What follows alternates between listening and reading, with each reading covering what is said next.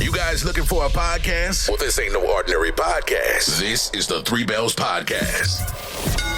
With Triple J. Yeah! Mundo. What? And Shayna Mack. Acknowledge me. Coming to you live each and every Monday night from Monday Night Raw, Tuesdays with NXT, and Friday Night SmackDown, featuring WWE PPVs, news, and more. So tune in live and follow the buzzards. And if you're not down with that, we got two words for you. Are you ready? I said, are you ready? Anthony for three. Bang! That one goes down, and the game is tied. Well, stay tuned for the Tri-State Mania Podcast with your hosts, I am _L, coming with the WWE news, matches, PPE all year round. Awesome! And New York Knicks basketball, all NBA season round. Pulls up three-pointer, puts it in. Jalen Brunson nails a three. So if you're interested in New York Knicks basketball and WWE programming, then have no fear, because Tri-State Mania Podcast is here. Thank you! Yeah! Make sure you tune in to the final boss of Knicks NBA basketball and sports entertainment with the WWE. The Tri-State Mania Podcast. Hey, guess what? The Three Bells Podcast Friday Night SmackDown recap is moving. Beginning Friday, July 19th, the new home of the Friday Night SmackDown recap will be aired live on YouTube and Facebook. Just go on the Three Bells Podcast Facebook or YouTube page and click the live link to join in on the action. Here comes the money. Here we go. What's good, everybody? What's going on, everyone? We finally made it. It's another awesome week. It's another good week because you're all here. And it's Monday Night Raw. So good to have all of you here as we talk about Raw, as we talk about a special appearance and much more. What's good, everybody? It's me, your homie, Shane O'Mac, coming to you live from the East New York section of the Three Bells Podcast table. Of course, you know I'm not here alone.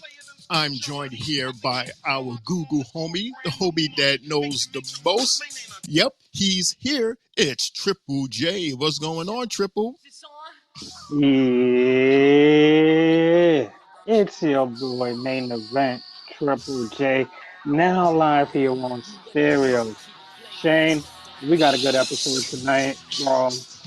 On the road to SummerSlam, this is it. I'm ready, bro. If you are, I am. Let's get it. Shout out to LeVon and Pops out there. Yes. Shout out to LeVon, which I would like for him to join the table. If you can be so kind, Triple J, to invite him to the table so that he could be our special guest for tonight. And shout out to DJ Young'un.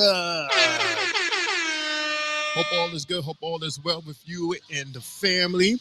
And by the way, I want to take this time to give a special shout out to our homie, of course, the CEO, Mr. AKA Mr. Mundo. For if you notice that he is not at the table tonight, because if you remember from Friday's show, he is taking a well-needed vacation. So right now, as we speak, he is somewhere out there in the ocean. He didn't want to be in Brooklyn or New York nor the United States. He said, I'm out, y'all. So shout out to Mundo and his entire family for hopefully they are safe and they having an awesome time in that boat. Stay away from that shrimp buffet, dude. You'll basically live there. There's some good shrimp over there. And look who has joined us, our special guest, sitting in our special guest seat for tonight. One of the top homies here at the Three Bells Podcast. It's LeJuan. What's up, LeJuan? How are you? Yo. What's up, fellas? The Prince of SmackDown, Friday Night SmackDown, is invading Raw tonight. What's up? Yeah, we got SmackDown in the house, Triple J. I know. But it's always good to see him. I'm sure he's first, guys. So hey, what'd you say? What happened? I don't know, but he's probably more comfortable at Raw I said right I now. was here with Dez first on Monday Night Raw. He's more comfortable on here. I'm comfortable Oh, on here, is so. that what that is? You're more comfortable here?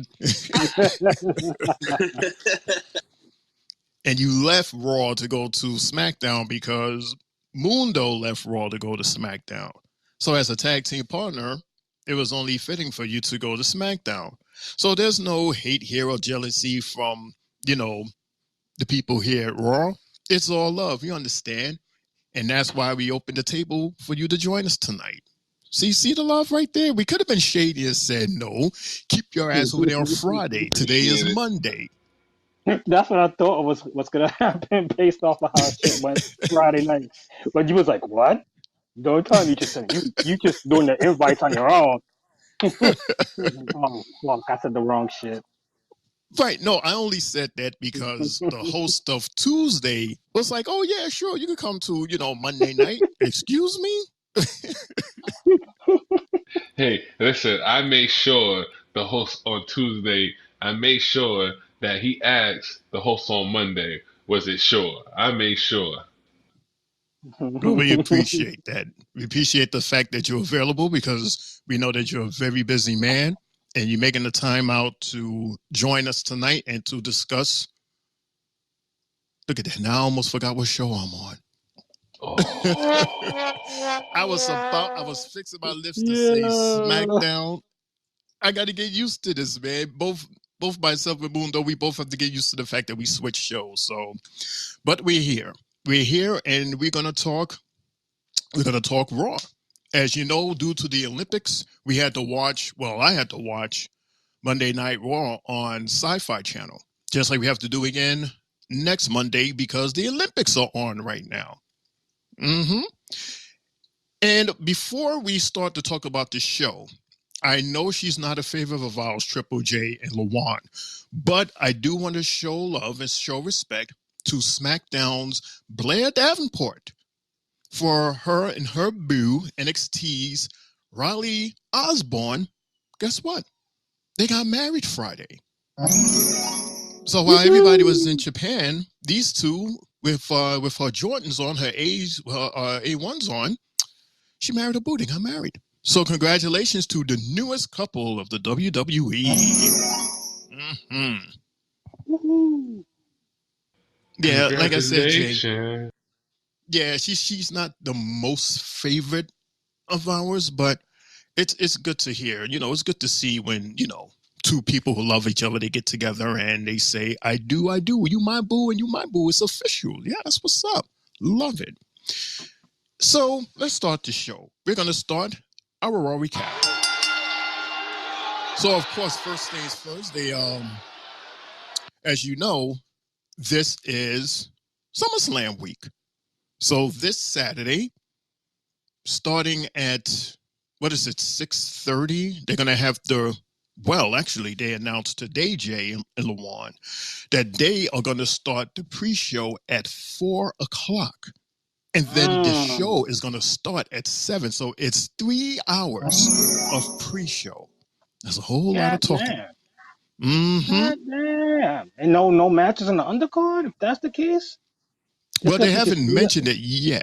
You know how they usually do it. It always happens like around Friday. Because I don't know if I could deal with 3 hours of yap. No. Fortunately for us, we will start our watch party Saturday at 6:30. And the show will commence officially at 7. So at 6:30, we come on, we get warmed up, we talk about some of the matches. We are reminded of the picks that we've picked. And yeah, join us and watch us as we watch live. We watch all together. So they gave us a sneak peek of the arena where SummerSlam is going to take place in Chicago. Okay, cool. Like just a little tiny peek. And then we were in the loading dock and backstage, Lawan, as we were saying hi to Gunther and Finn and JD and the Alpha Academy. They came to say hi off the elevator, and Chad and the Creed brothers, his newest posse.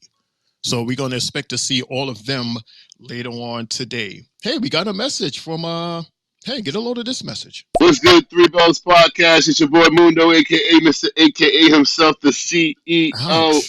What up, fellas? I miss y'all so much. Thank y'all for holding it down. Shayna Mac, Triple J, and my boy, the former Prince of Monday Night Raw, the current Prince of Friday Night SmackDown, LeVon. What's going on? Shout outs to Pops. What's going on, Pops? Mars, my guy. What's going on? And of course, Spotlight. What's going on? Yeah, I'm out here in the middle of the waters right now. I miss everybody. Just wanted to show some love. And again, thank you so much, Shane O'Mac, Triple J, LeVon, Three Bells Podcast. Let's get it. Good grief. Talk about Jay LeVon. Logan Paul. There's going to be jeez, what are you, under the water giving that message? But thank you so much, Mundo, for the shout out.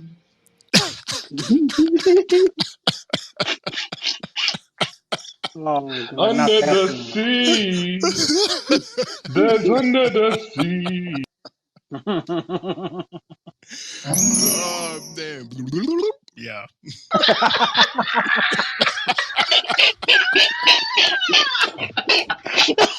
All right, let me stop before he leaves a whole bunch of messages. All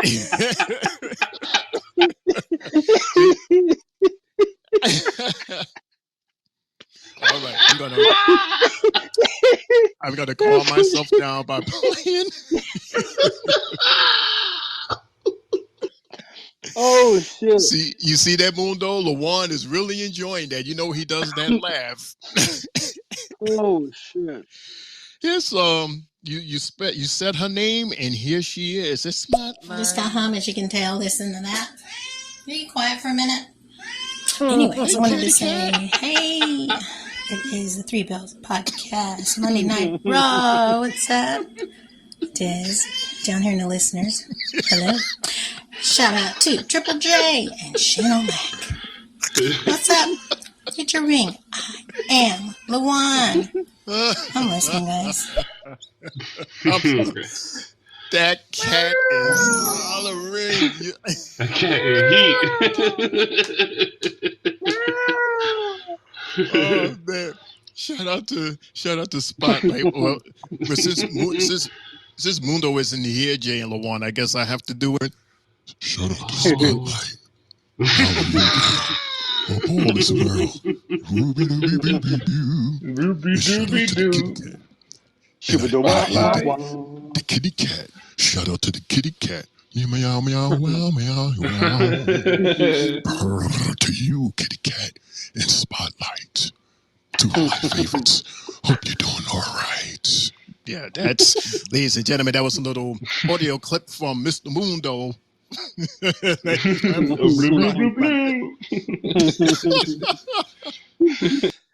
Okay, so I guess this is Spotlight without the kitty? With the kitty. Okay, just the kitty. Shout out to the kitty cat. We got another animal that likes our show. We got Triple J's dog, and now we got Spotlight's cat. Oh yeah. Shows for everybody. I would say my mouse, but he's dead on a trap.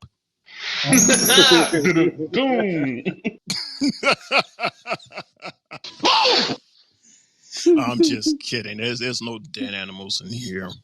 But I will say this though. We are leaving my apartment and we are going in the ring. We're in the ring, fellas, for we have this very interesting conversation between Mr. Drew McIntyre, Seth freaking Rollins, wearing the most unusual ref blouse and black referee leotard pants and some heels. Ooh-wee. Honey child, him and them heels. Mm-hmm. And then, of course, the man whose name Drew can't stand, CM Punk. Fellas, let's hit the ring. All right. I can see there's a lot of tension here. I know we're talking about the rules and regs for SummerSlam, but we need to get something out of the way for tonight. This is direct from the office of Adam Pearce. You two are not to lay a finger on one another. Or the match Nailed.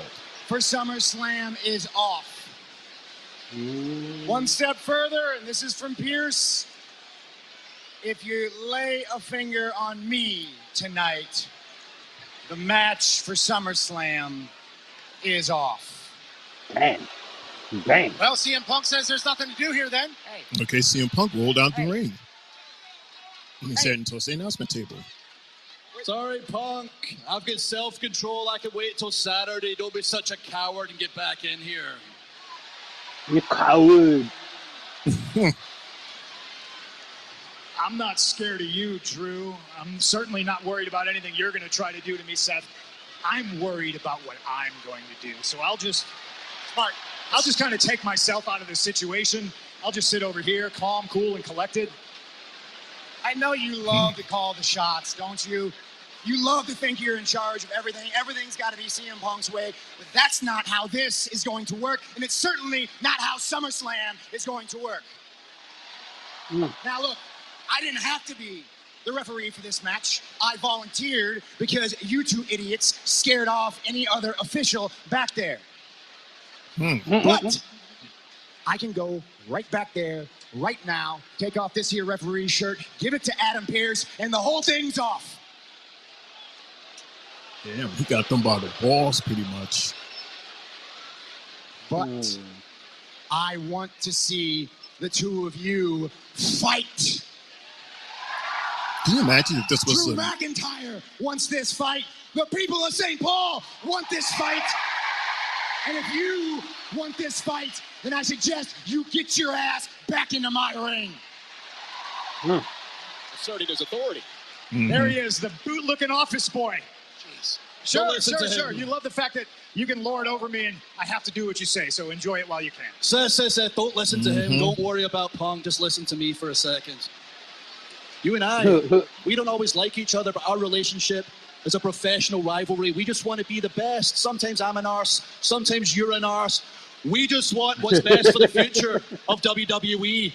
That is not what's best for the future of WWE. You said it yourself. He is a cancer. Corporate man Punk. And management's here, down in NXT, and the kids here, poisoning their mind. After all of our hard work, the true workhorses, he's going to screw it all up. Remember that on Saturday. That is the real enemy. Oh, playing mind tricks, huh?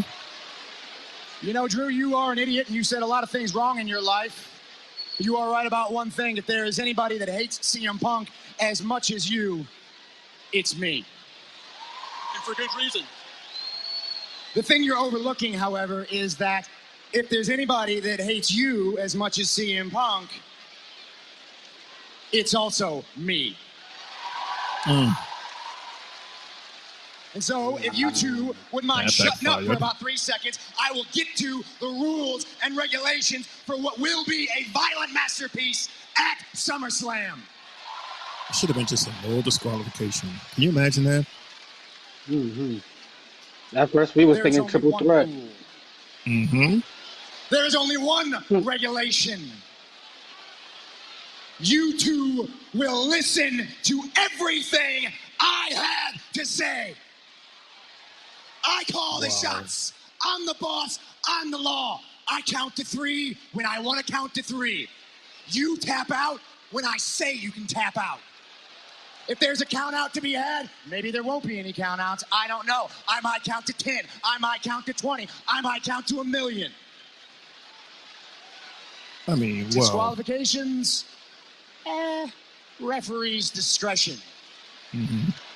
The bottom line is, if either of you two get out of line, you got a problem with what I say or my rules or the way they call my match in my ring. I'm not some little referee that you can just push around. No, I'm a spiteful little bastard, and I will put your head in the dirt. Seth is going to have so much fun. I think you being a referee is a hat on a hat. Based on the way you dress, I'm sure you probably like something like that. I hope you referee way better than you dress. I don't believe you. You're a liar. You're going to be non-biased. You're going to call it down the middle. That's fine. If you plan on screwing me on Saturday, there's nothing I can do about that. I'll deal with you Saturday. One thing I don't want you to do. I think he hates Punk more than Drew.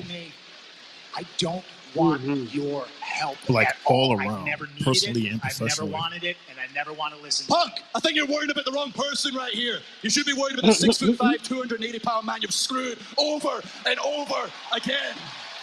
Crowd cheered that in. I hate you. I can't stand you. I hate you're like some kind of Charles Manson that's poisoned everyone's mind, including these fans that chant your name at me everywhere I go. I can't go to the supermarket without hearing your stupid name shouted at me. Segment is awesome. Can you imagine that? I've spent 7 months saying everything I Yeah, basically had to supermarket, you say. had the next person. At Royal Rumble, I wanted to rough you up just a little bit. And I tore your tricep. I took you out for 7 months. I wasn't even trying then, man. You screwed me at WrestleMania out of the world title. You screwed me in front of my family in Scotland out of the world title. What do you think's going to happen on Saturday? Right now, I'm not your enemy. This is me chill. That bell is your enemy because when it rings, I am going to violently assault you. I hurt you already. I'm going to blacken both your eyes. I am going to break your jaw. This isn't a wrestling match. I know you say you hate him, but I know you've got compassion in your soul because he will have to stop that match because I won't stop until your heart does. Damn. You want to know? Damn. You want to know the best thing about it? It's in Cleveland. It's in a stadium. I'm going to get paid so much money to do something I would do for free.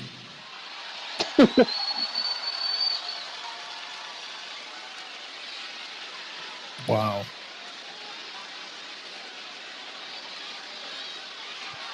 That's feelings, by the way. That's emotions that did that promo just now. For you to say the stuff you said. For 10 years, I was absent from this company, and they chanted my name. Yep, this is true. They sing his song, they chant my name. You're the third wheel in this match at SummerSlam. How's that feel, Drew? The one positive about PDS, which is Punk Derangement Syndrome, which you both clearly suffer for, is you get to be in my orbit. You get to breathe the rare air that CM Punk produces. I hope you enjoyed the last 6 months. Air. Because hurting CM Punk was the best thing to happen to your career. And the worst thing to happen to your career was hurting CM Punk. For all your accomplishments, for everything you have, for how tall you are, for how big you are, for how mean you are, you're stupid. And you continuously dumb yourself out of position. You dumbed yourself out of the world title at WrestleMania. I'm your enemy, but I'm not your worst. You are. And you're constant dumbing yourself out of position. You're going to do the same thing on Saturday because you're stepping in the ring with the best in the world. I'm not as tall as you. I'm not as big as you. I'm probably not as fast as you, but you know what I got? I got heart. You know what I got? I got the people chanting my name. Wow. The people, wink, wink. What do you got? And he's showing the bracelet. He's holding the bracelet. What Punk a charges him. They're standing nose to nose. That was so greased right there by McIntyre without even talking. He was like, there you go. Wow, that was interesting, fellas, wasn't it? Yes. Excellent promo. Excellent way to start off Monday Night Raw. Awesome Seth way. Seth in that blouse, oh my God. I'll tell you, this man in his wardrobe, he love him a good blouse, don't he? Oh, shining and glistening. I mean, the whole outfit, that and the leotard pants and the high heel shoes, honey. He is rocking the referee outfit for the gala, the Met Gala. We see. You better work them heels, girl. See them But in May. this is going to be very interesting, guys, because basically, in a way, this is or can be a no disqualification and possibly no rules if Seth likes what's going on. He could just let it happen. If somebody were to grab something from out of the ring or an object or something, maybe he will let them use it and maybe not. It's like, because now I see it, because I said I'm surprised this wasn't a no disqualification, but if it was a no disqualification, who knows what they would have done as opposed to Seth. Maybe Seth will send little boundaries, or I don't know. It should be very interesting. And I see that it will be feelings versus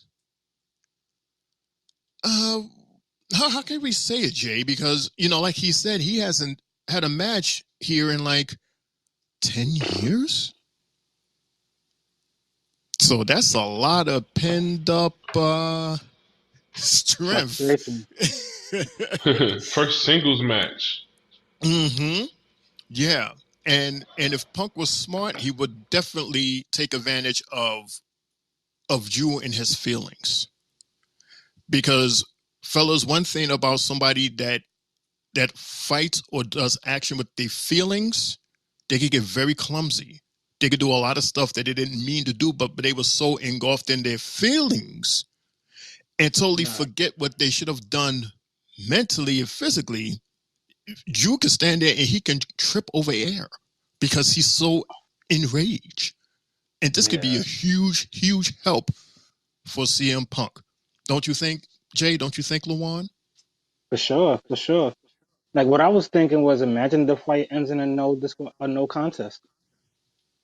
Huh. Like, just imagine some shit like that where one of them hits Seth and Seth is like, you know what? Fuck it. Fight's over.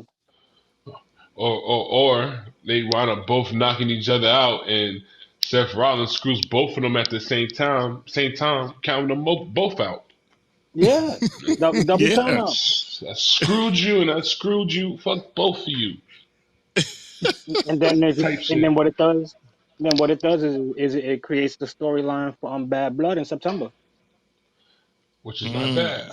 I wouldn't mind a singles match with these guys, any of these guys. But a triple threat with them at Bad Blood for Seth Rollins to maybe interrupt, do some shit like I just said, count them both out. It's gonna feel like a screw drop from both of them. So that's Bad Blood. Oh yeah, but imagine at the same time all the anger that he's had towards CM Punk, he just takes it out on him. I could see some shit like that too. If Seth goes heel, that'll be some shit. I don't know yet. I don't know if he goes That heel could yet. That could be. I wouldn't mind, but something is going to happen. I think him and Punk will have a better rivalry than him and Drew, than Punk and Drew. Because it's more personal. It's more personal for Seth. There ain't no feelings involved. It's some personal shit. It's personal for both peers because Seth Rollins has been beefing with Drew McIntyre ever since he helped out Judgment Day from last year's Survivor Series. So they've been bumping heads already since then. And then he took his title. It's just so much going on between all those three guys, and it's like they're merging everyone's story all together at the same time. And then you see, like, the other day how you see what Priest was allowed. I mean, no, not Priest, but what Drew was allowed to do. He was able to take a pic with Jack Perry from AEW. Punk allowed it, basically, like, more or less. That was your feud going out, and this is your feud coming in. Two of the guys you hate the most. I thought that was is that the guy that was in that backstage footage with that whole melee, which was I guess allegedly the reason why he left AEW? Right. because Jack Perry used glass on a car instead of using plastic glass, like a soft glass. He used real glass, and CM Punk wasn't having it. Ouch. Hell no. Nah. I don't blame him. What? I You know how don't thick blame that him. glass is? You And know?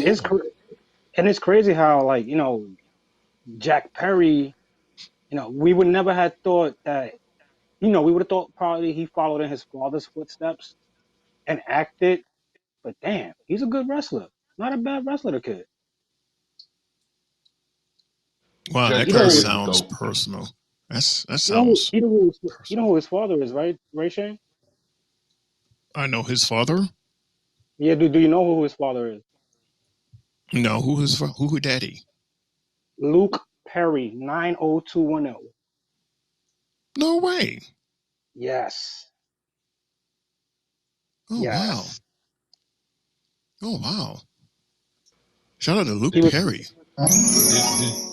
That was definitely a did you know moment. It sure Mhm. was. That was. See, if Mulo was here, he would have. Did you know? Did you know? It's like, no, I didn't. But thank you. But yeah, that's interesting. And I like Perry. Shout out to Perry. He passed away a couple years back. As a matter of fact, it's Luke Perry. Yeah. So this is going to be man. I can't wait for this match. It's so unpredictable, very unpredictable, and literally anything can happen, and anything could pass, and anything could be like happen or not happen. We just don't know. I tell you what, though, Lawan, if you can hear me, and Jay, you can agree, on the chat, on our business chat, it says, and quote, let Lawan know I'll get him when I return. What did I do? I don't What know. did you do, Mr. I said Under the Sea? That's where he's at. He at the ocean, man. He's in He the is not ocean chilling. under the sea. He is not an explorer of the Titanic. He is on Well, a boat. you the one that said about his mic. You the one that said blue, blue, blue with the mic. After you said under, you inspired me to say that. We was all cool, but it was you that said Whose joke was funnier though? Yours. yours. See, no, I'm not trying. It's not even trying to talk about it. Shane brought it Yours. up. Between you and your laughing, see, you was laughing, and you was laughing super hard. My jokes wasn't that funny. You was laughing super Triple J hard was to laughing. rub it You on was too. Mundo. We laughing at The you. Spotlight Cat was laughing too. She sure was. She was cracking up. In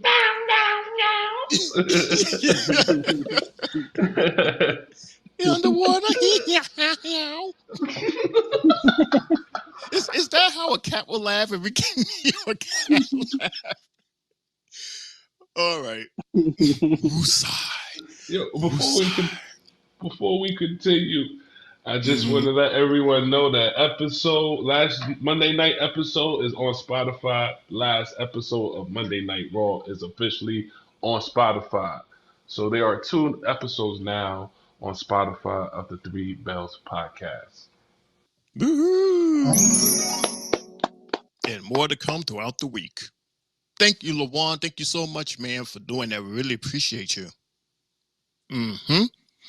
You know who else might appreciate us? I don't know, but we have to go inside the Judgment Day clubhouse for remember what had happened last week, fellas, when Dirty Dom was like, I hate you, and had her crying and walk away. And you remember what I said? I said, hell have no fury than a scorned woman. Keep that in mind as we go into the Judgment Day's clubhouse.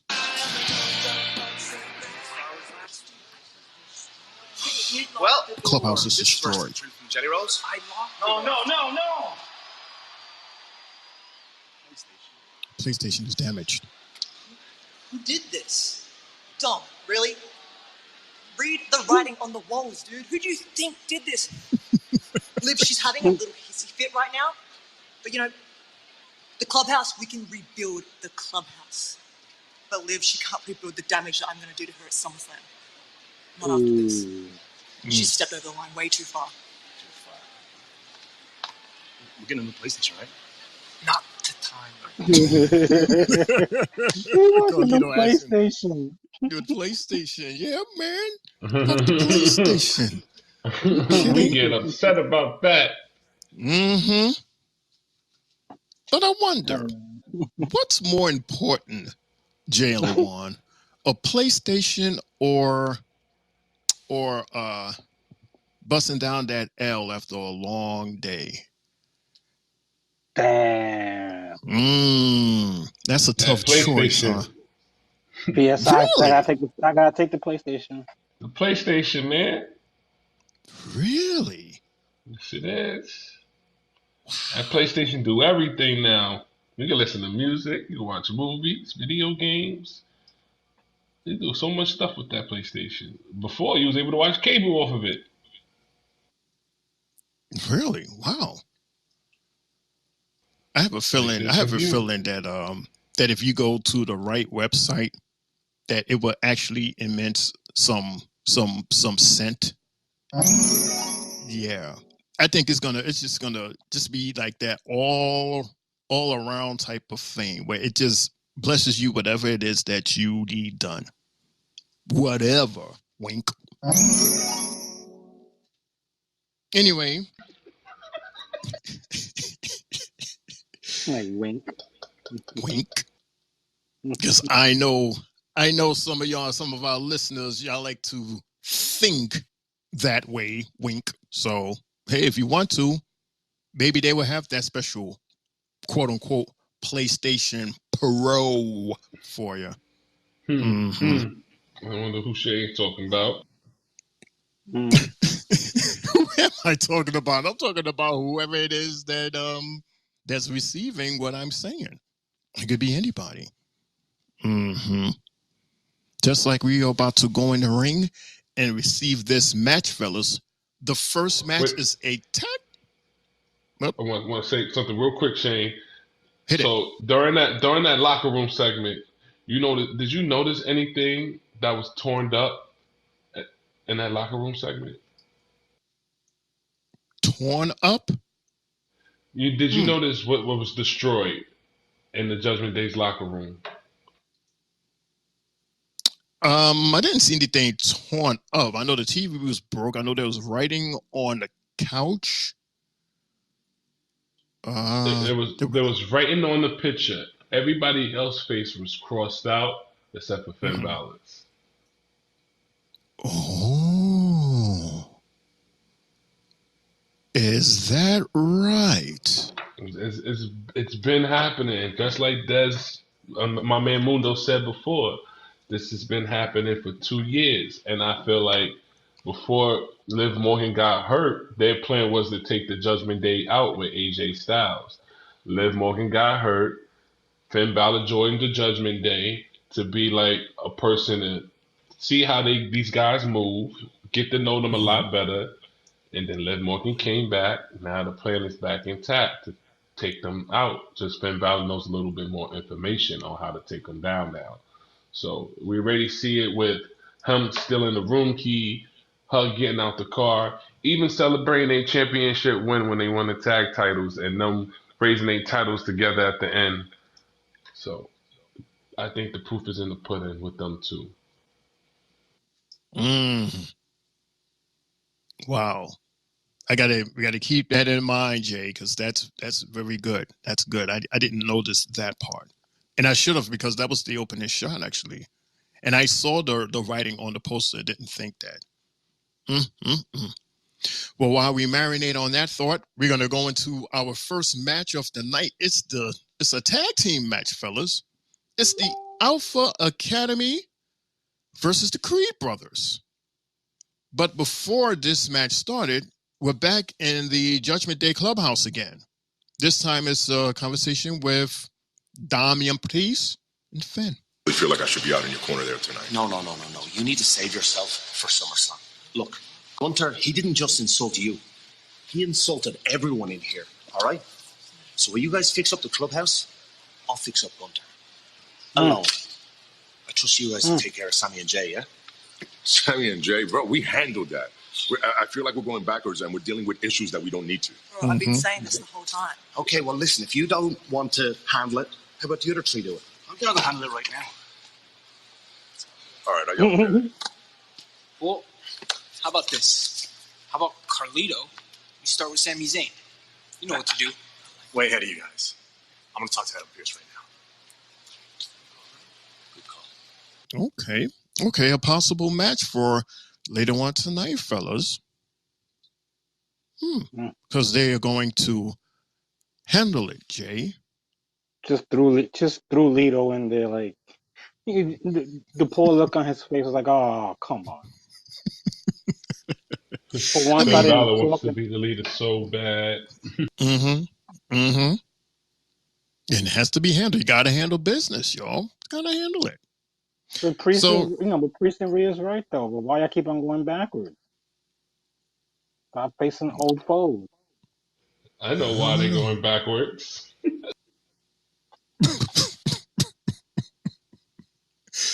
No, Lawan, why? Well, we've been hearing a lot about Jey and Sammy together a lot, and their name's been mentioning as them two together a lot. I think sooner or later these guys get a tag team opportunity between Finn Balor and McFish. Okay. Another thing that we can put in the back of our Rolex to remember. All right, so let's talk about this match.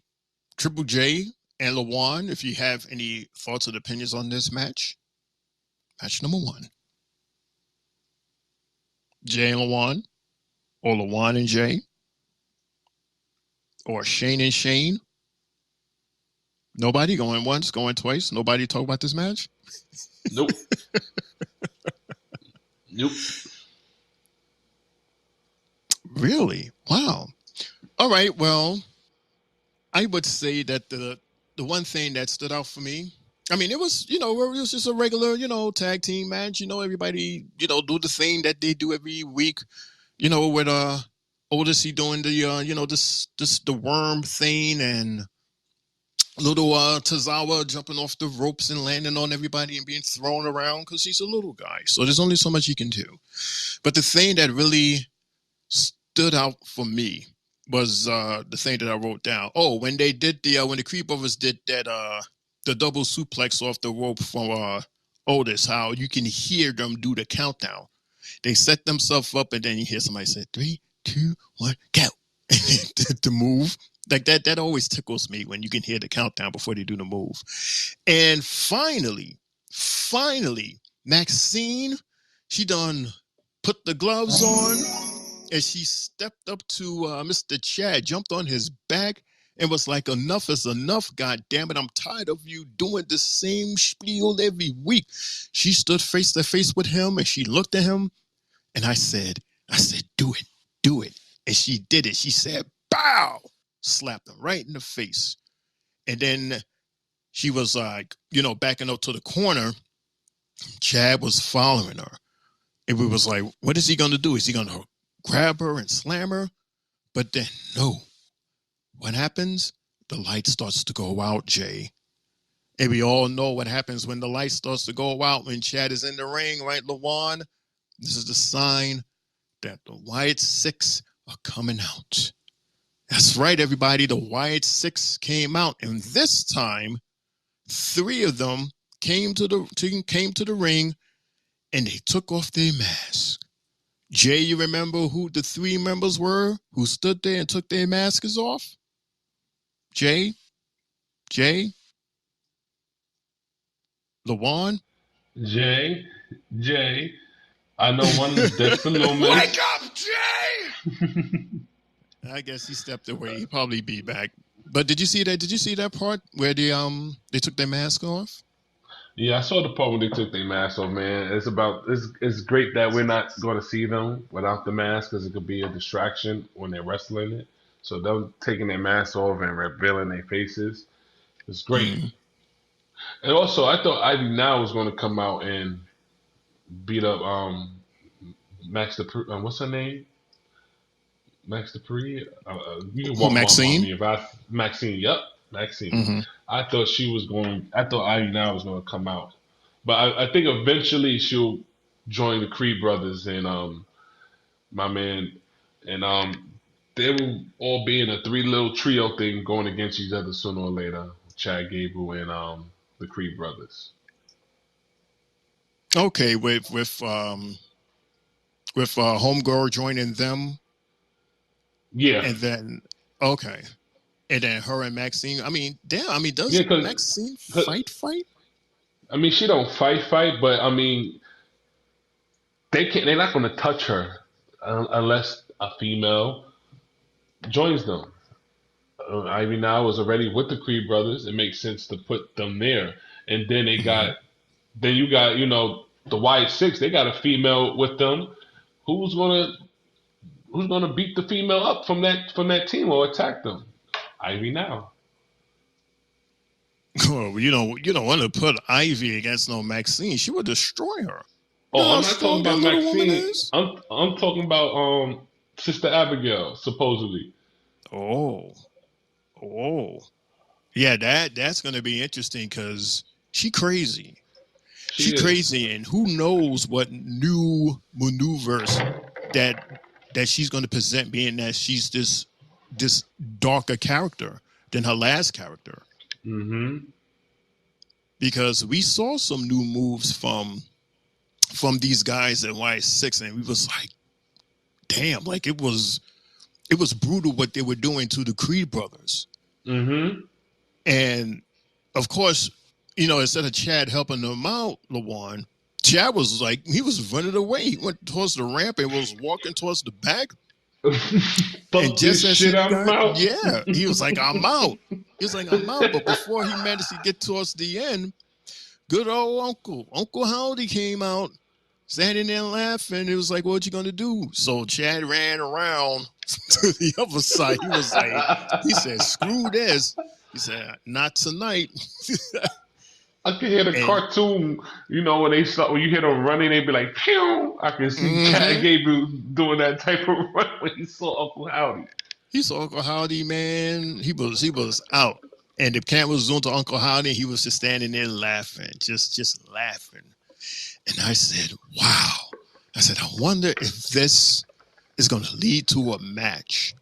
I think that answer is going to be said, or that question, rather, is going to be answered later on tonight. Mm-hmm. Mm-hmm. Yeah. But since you're with me, Lawan, and you only is with me, guess what? We're going back to the Judgment Day Clubhouse. What is with this Judgment Day Clubhouse? This is the third time going here already. All right, let's see what's going on. Thought you meant that. I thought, you could. He's supposed to be about Sami Zayn. Okay, yeah, Dom can handle Sami Zayn, okay? Yeah, and now that you're free tonight, you can personally take care of Jey Uso, right? I mean, I need to get my baby oil, but I mean, Look, this is your mess. It's time to clean it up. Get your baby oil? Good. And Carlito, you handle Jey alone. Solito. It's not.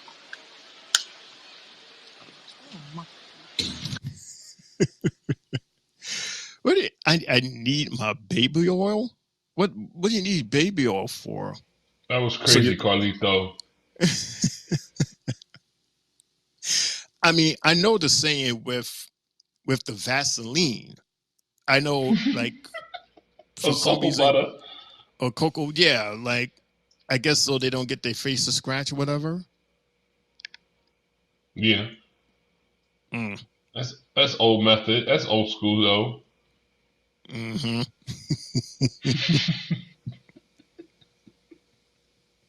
Baby oil.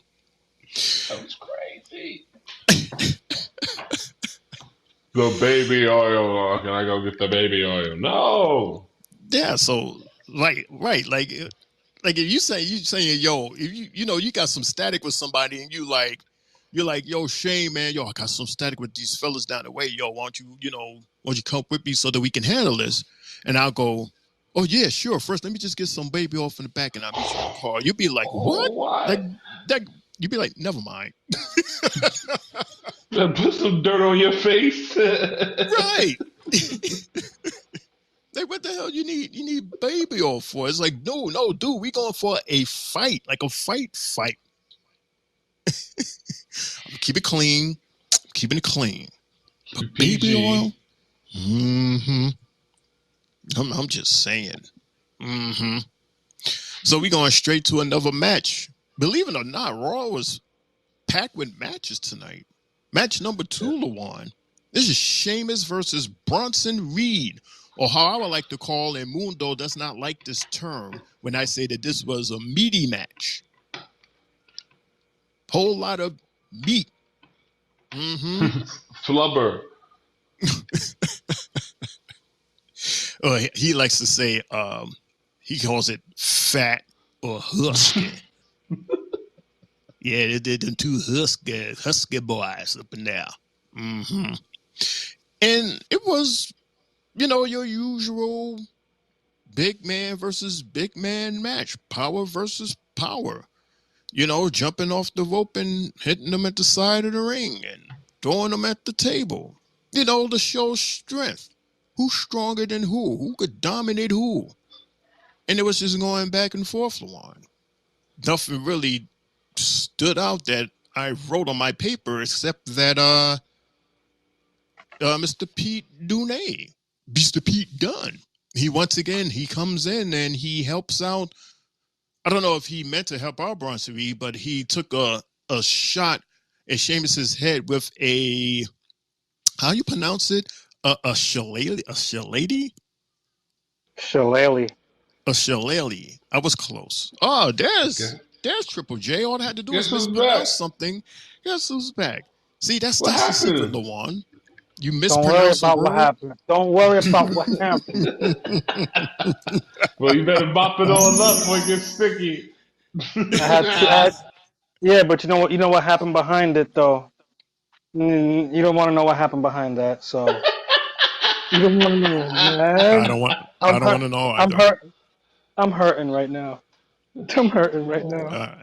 Oh, it had to be with something that he consumes. It had to be. Yeah. One dropped and the other one flew. Oh no! There you go for a double whammy.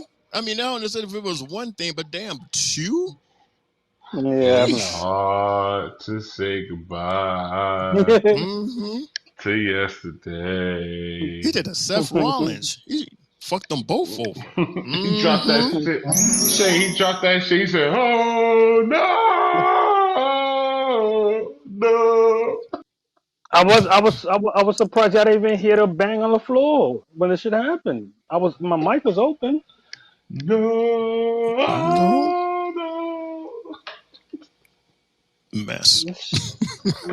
I'm sorry, Jay. Mess.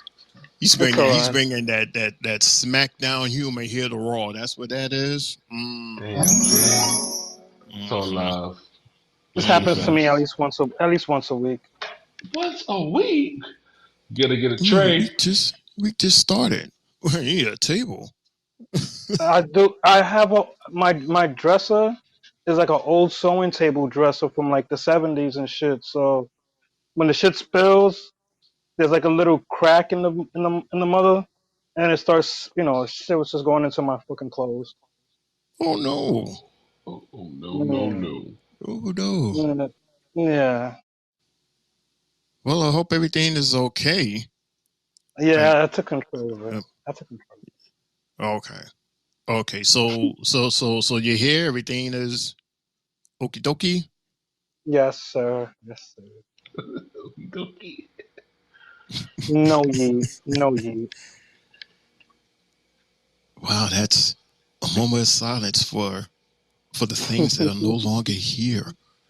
Yeah. Can we get three belts for that? And it's usually like the best one. Like you have that good piece of cake. I mean, it really tastes good, and you about to really go in, and you stumble, and it falls on the floor, and a dirt floor at that. And you so mad. You know how mad you are because that's some real good ass cake.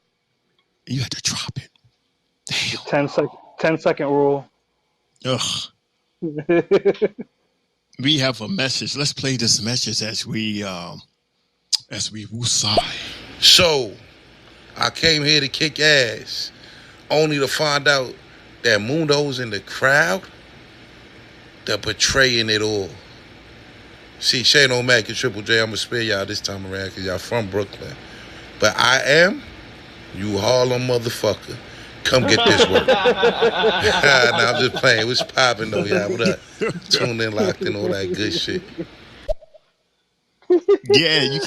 You can't reach Mundo anyway. He's out, according to Lawan, under the sea. So yeah, he's Mundo, you see? He's playing Mundo. He's playing shuffleboard on the tight. Yo, Mundo, I've been chill. You see what Shane O'Mac is saying?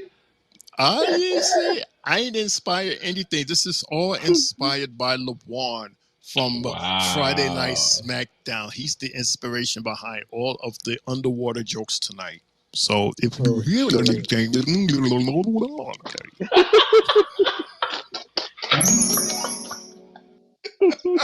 okay, I'm gonna stop. Because if we keep going, Mundo's gonna say, you know what? F this. He's gonna dry up. He's gonna go upstairs and he's gonna come into the chat and curse us out. He'll bring back Death Taker, and I'm gonna be like, oh damn, there's the show. All right, so Jay, we were talking about match number 2 with Sheamus versus Bronson Reed. And I was mentioning how Pete Dunne came out with the shalingy sticky thingy, and he attacked Sheamus after he just finished attacking Trick last week. Remember that?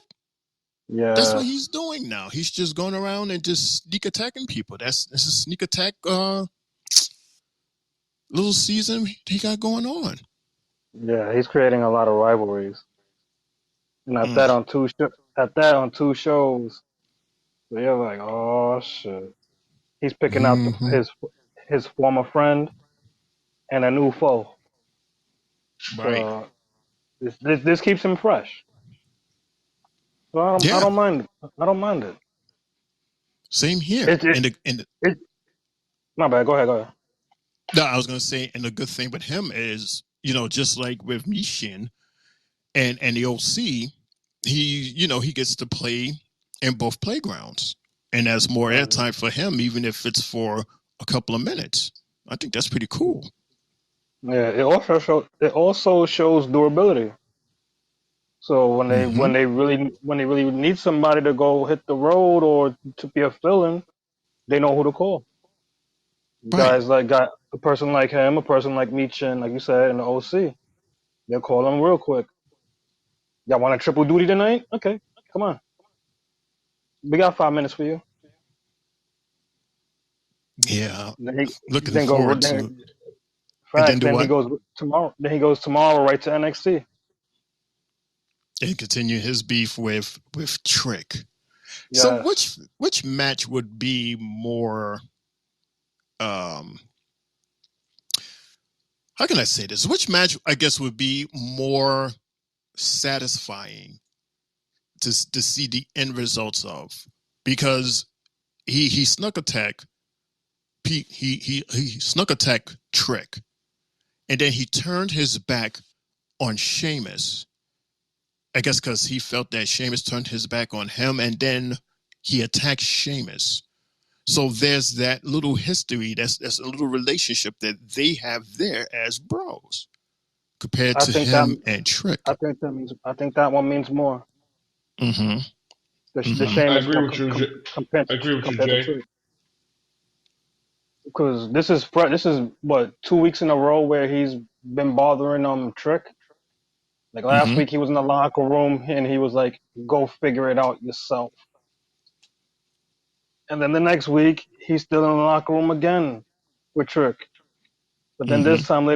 this time later on he beats his ass. So I think eventually what Pete is gonna be doing, it's just going after people that he feels either betrayed him or is getting in his way before they betray him. Right. So in order to get to Ridge, he's gonna go handle Trick for a minute, fight him, and I think eventually that's what will be the setup. He crosses I Ridge agree. after he fights Sheamus. I agree with Triple J on what he just said. Even with the better outcome between Pete Dunne and Sheamus, for the simple fact that Sheamus, he knows how to. He's a better wrestler in the ring, and every match that he has, he knows how to put people over. He knows how to make certain bumps and make other wrestlers look good, such as Drew McIntyre, Sami Zayn. These guys know how to make their opponents they're going against look real good in the ring. And if I see Sheamus and Pete Dunne going against each other, I'm pretty damn sure that the crowd, that's going to be a banger, as what Sheamus always says. Yeah. Yeah. Because it's not just a fight. Again, there's that relationship back there. So there's feelings That also. too. Yeah. Wow. This should be interesting moving forward. Yeah. Mm-hmm. Speaking of looking forward, we actually had a quick look back at that whole big brawl melee that happened between Gunther and Damian Priest. Remember all of that was going on? When Gunther, he was given his promo and used the word the street trash phrase again. And then Damian Priest, he comes out and he didn't even say anything. He just went straight for Gunther's head. And it was that whole melee. And that's what we was shown. Just a reminder of that. And to remember that for moving forward, and moving forward being what we're going to see next is this video package from the Damian Priest. There's been a lot of talk about my past lately. How I was raised, how I lived on the street.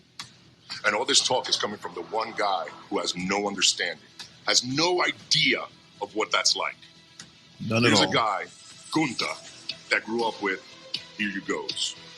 You want the best training facility, the best training team? Here you go.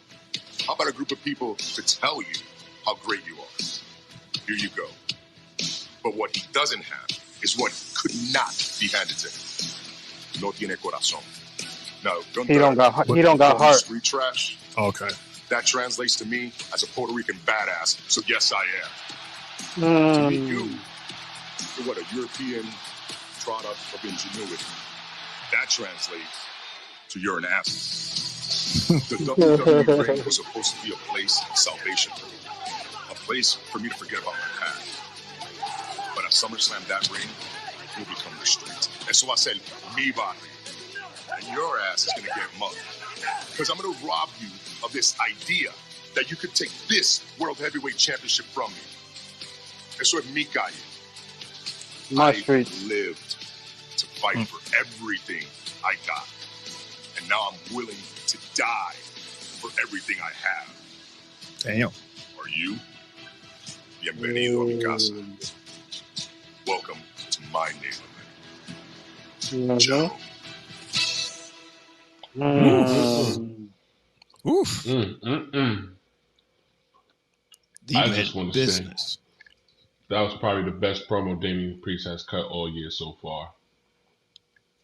Really? I think so. And I think it's about time that he starts talking like that. You know, he sounds serious. He sounds imitate. You know, he sounds scary. He sounds like he's going to whoop somebody's ass.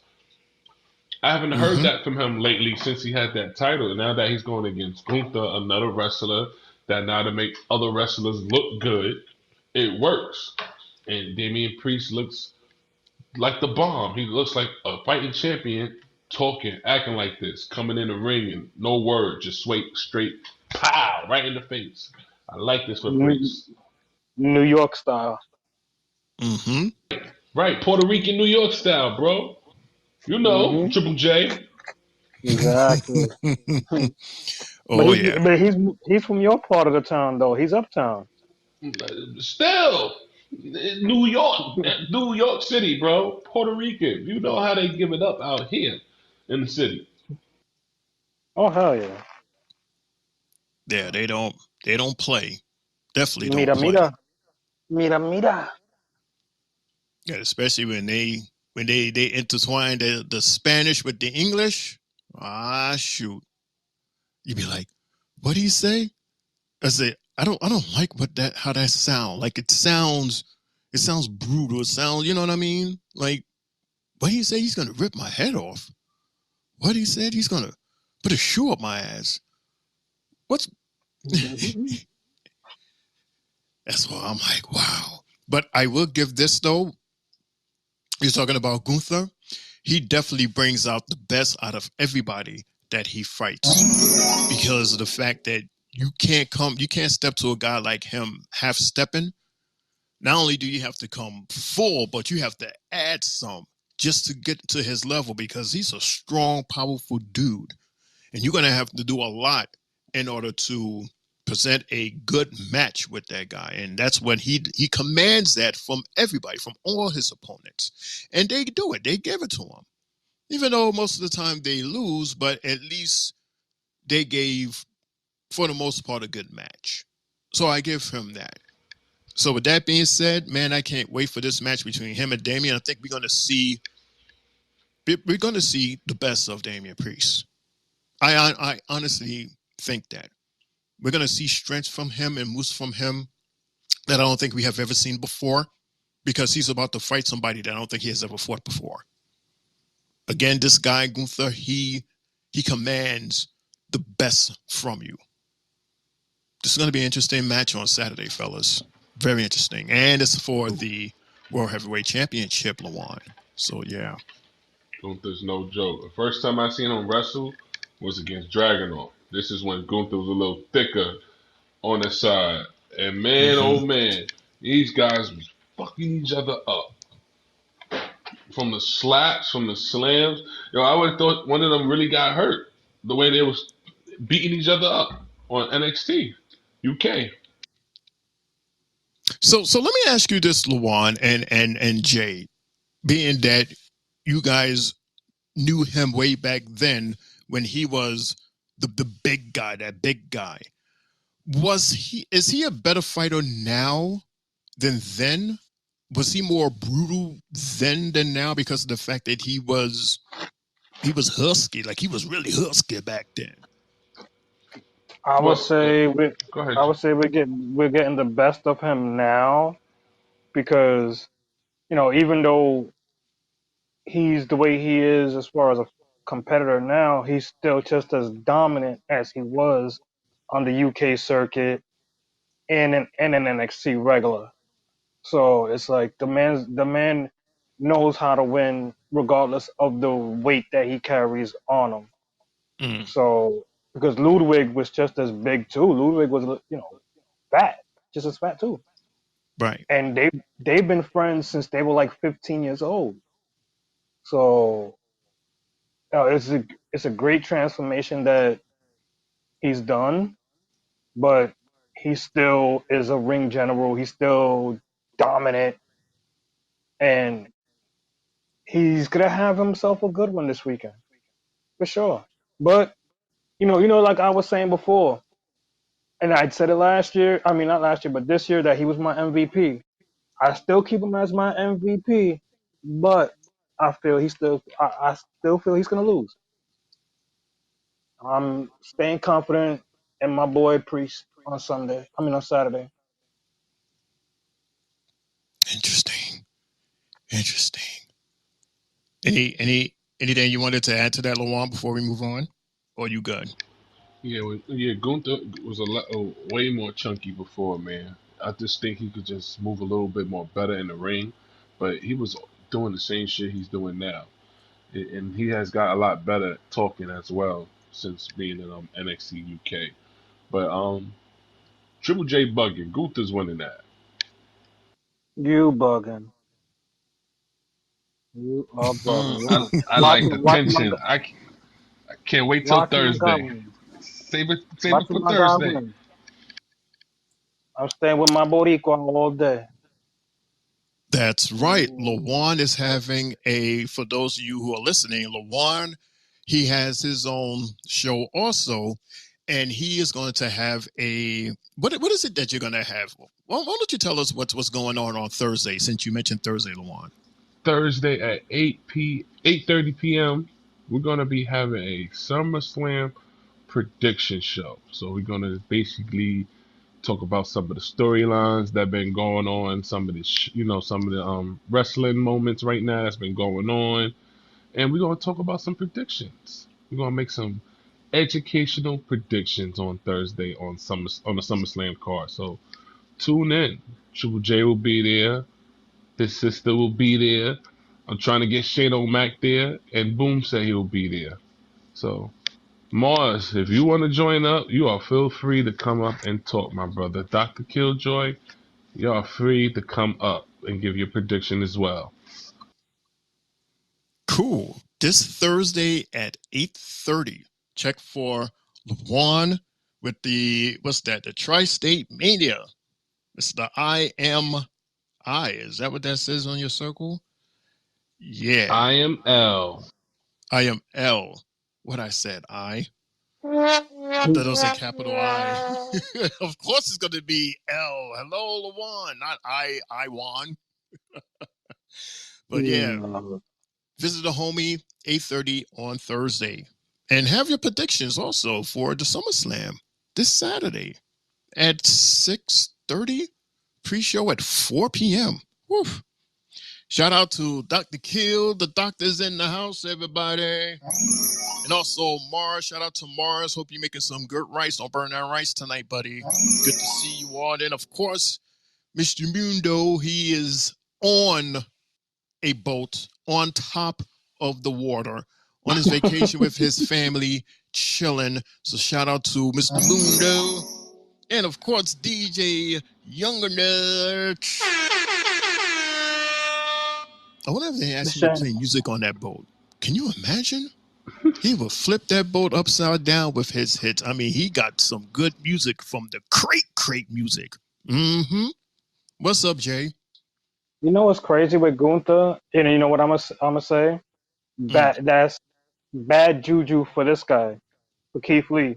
Because Keith Lee was told to lose the weight and he'll get a better push.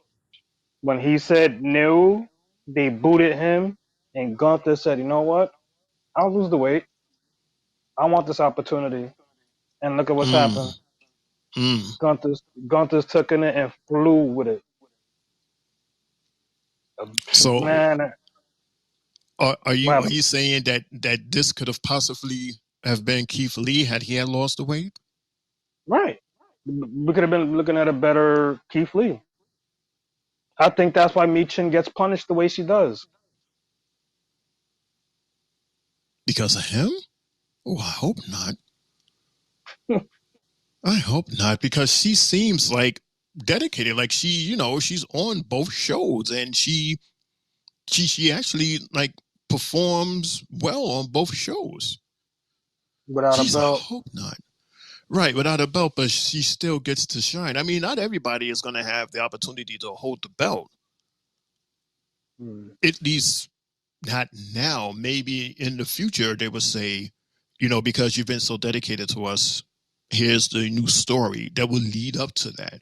That's why I say a lot of times to a lot of the superstars who hasn't won a title yet, just hang in there. And, just like everybody else, Jay, that has won a title, there was a time where they didn't have a title. And they had to grind just like all of these guys have to grind to get to that moment. And then once that moment happens, you'll be ready to just kill it. But maybe they feel that now is not the time, but just hang in there, and then eventually it will come. And I totally believe that for Michin. And it's unfortunate, and not to mention dumb for, and I hate to say that, because, I really do like Keith Lee. The fact that he's that size and can do what he do in the ring.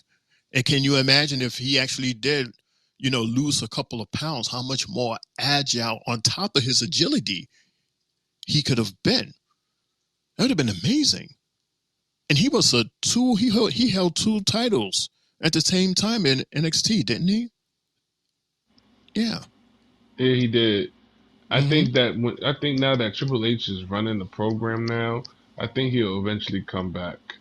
I believe Buddy Murphy was going to do it too, but they offered him a deal that he couldn't resist.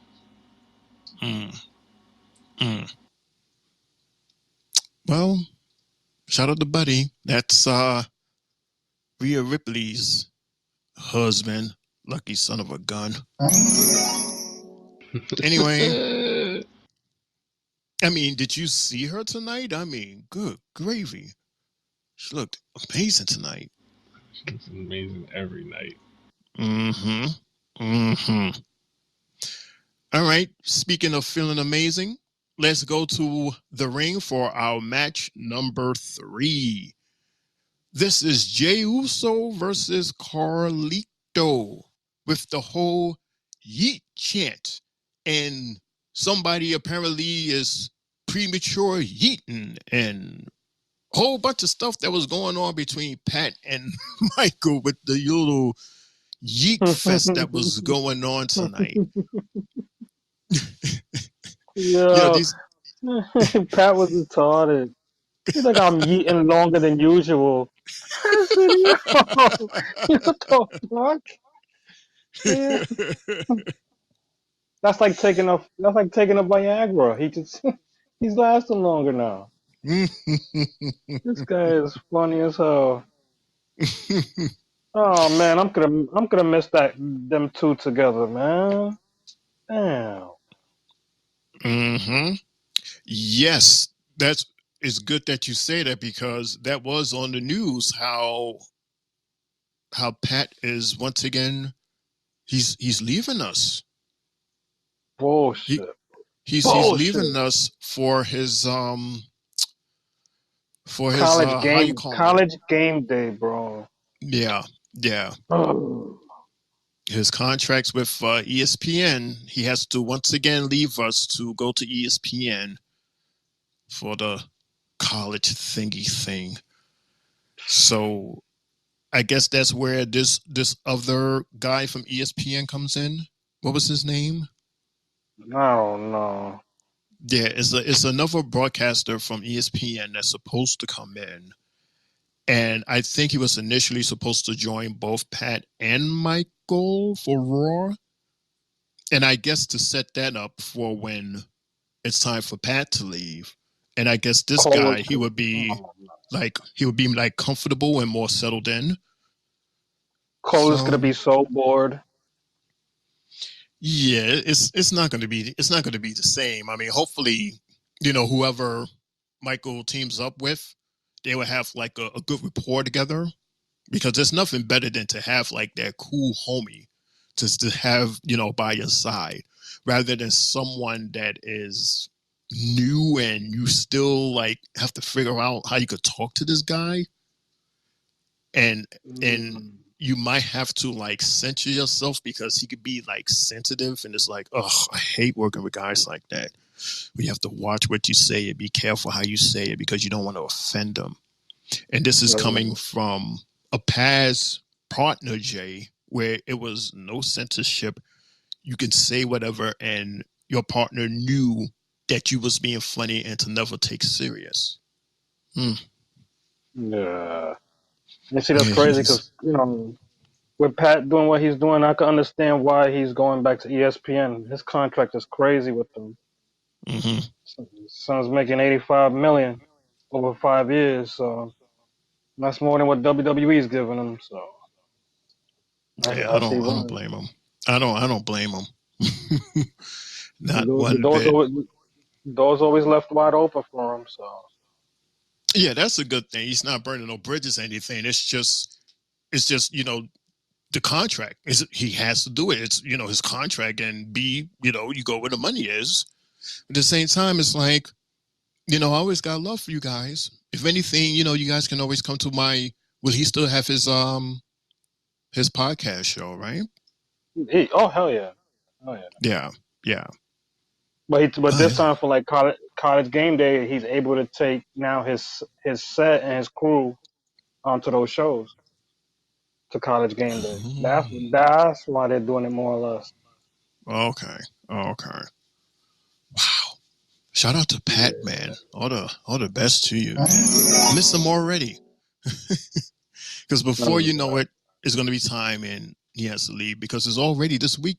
We're about to hit August. So, yeah. Oh, shit, yeah. And college football starts soon. Yeah. Oh, man. So before we talk about this match and before we talk about this clip that happened before the match, let's listen to some messages. It's from the doctor. Doctor? See, Hodge Boy, Dr. Killjoy. What's good with Silver Thomas? Promise really good with the hood. Alright, so first off, what up, Triple J? What's going on, man? What's up, Shane O'Mac? What's up, I am Jay? Or I am Jay. Is it I am Jay? I am I? You're you? See? Okay, whatever. Anyway, Hodge Boy, Dr. Killjoy. What's good, hood? What's good? What's good with Thomas? Promise really good with the hood. Alright, check it out.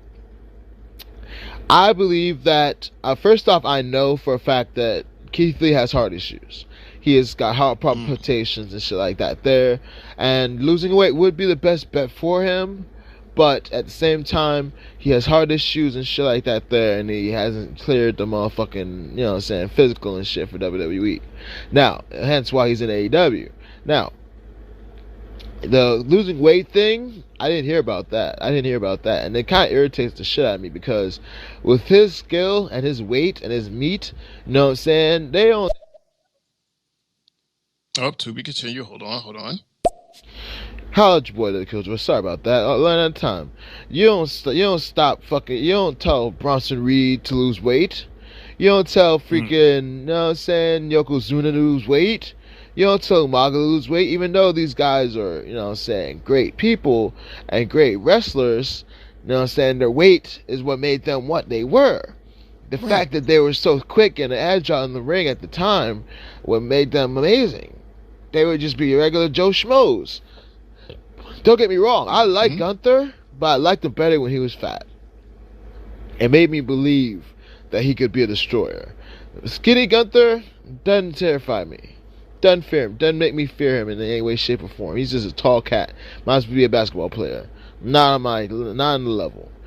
Now, Keith Lee though? Yeah, Keith Lee was on the level. God bless him.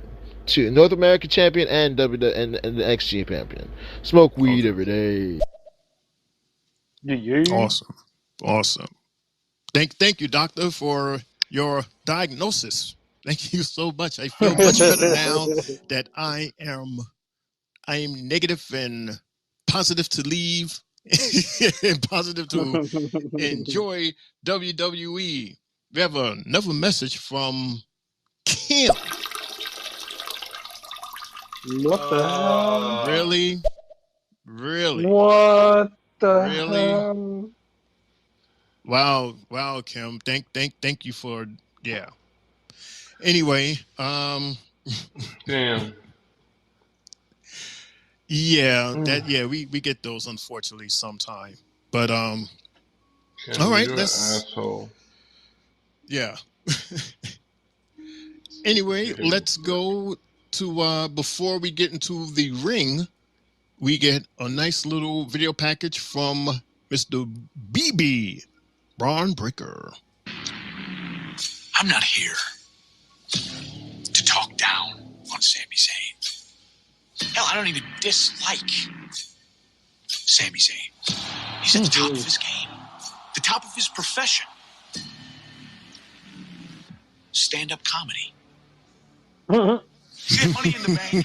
I didn't take him seriously. I I thought I was fighting a stand-up comic. I put my hands behind my back. I didn't take him seriously. You know what? That's on me. Rookie mistake. Wow. But it made me realize the difference between me and Sami Zayn. See, Sami Zayn has already accepted the fact that he's going to lose at SummerSlam. There's nowhere for Sami to run any longer because he's preparing for a life after WWE. Preparing for a life after Braun Breaker. The comedy shows. Sami Zayn and Friends. Mm-hmm. You see it? They promote it every single week right here on Monday Night Raw. And while you Sami, tell jokes for your preparation. I've been in the gym, hungry, training like a dog, redefining the words, effort, attitude, and toughness. And it will be on full display this Saturday at SummerSlam when the joke is on you and the Intercontinental Championship.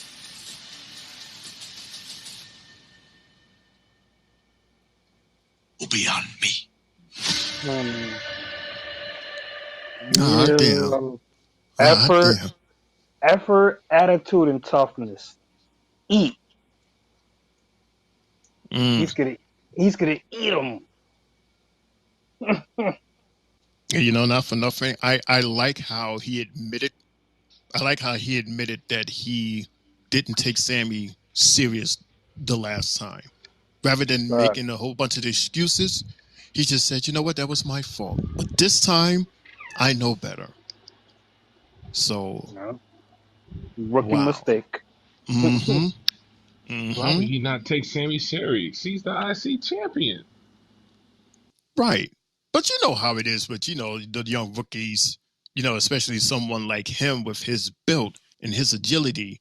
He's like, yeah, I can mop this guy, across the floor with no hands, hands tied behind my back, and I can do it blindfolded. That was his attitude, and we saw what happened. Sami took advantage of that, and he wound up winning.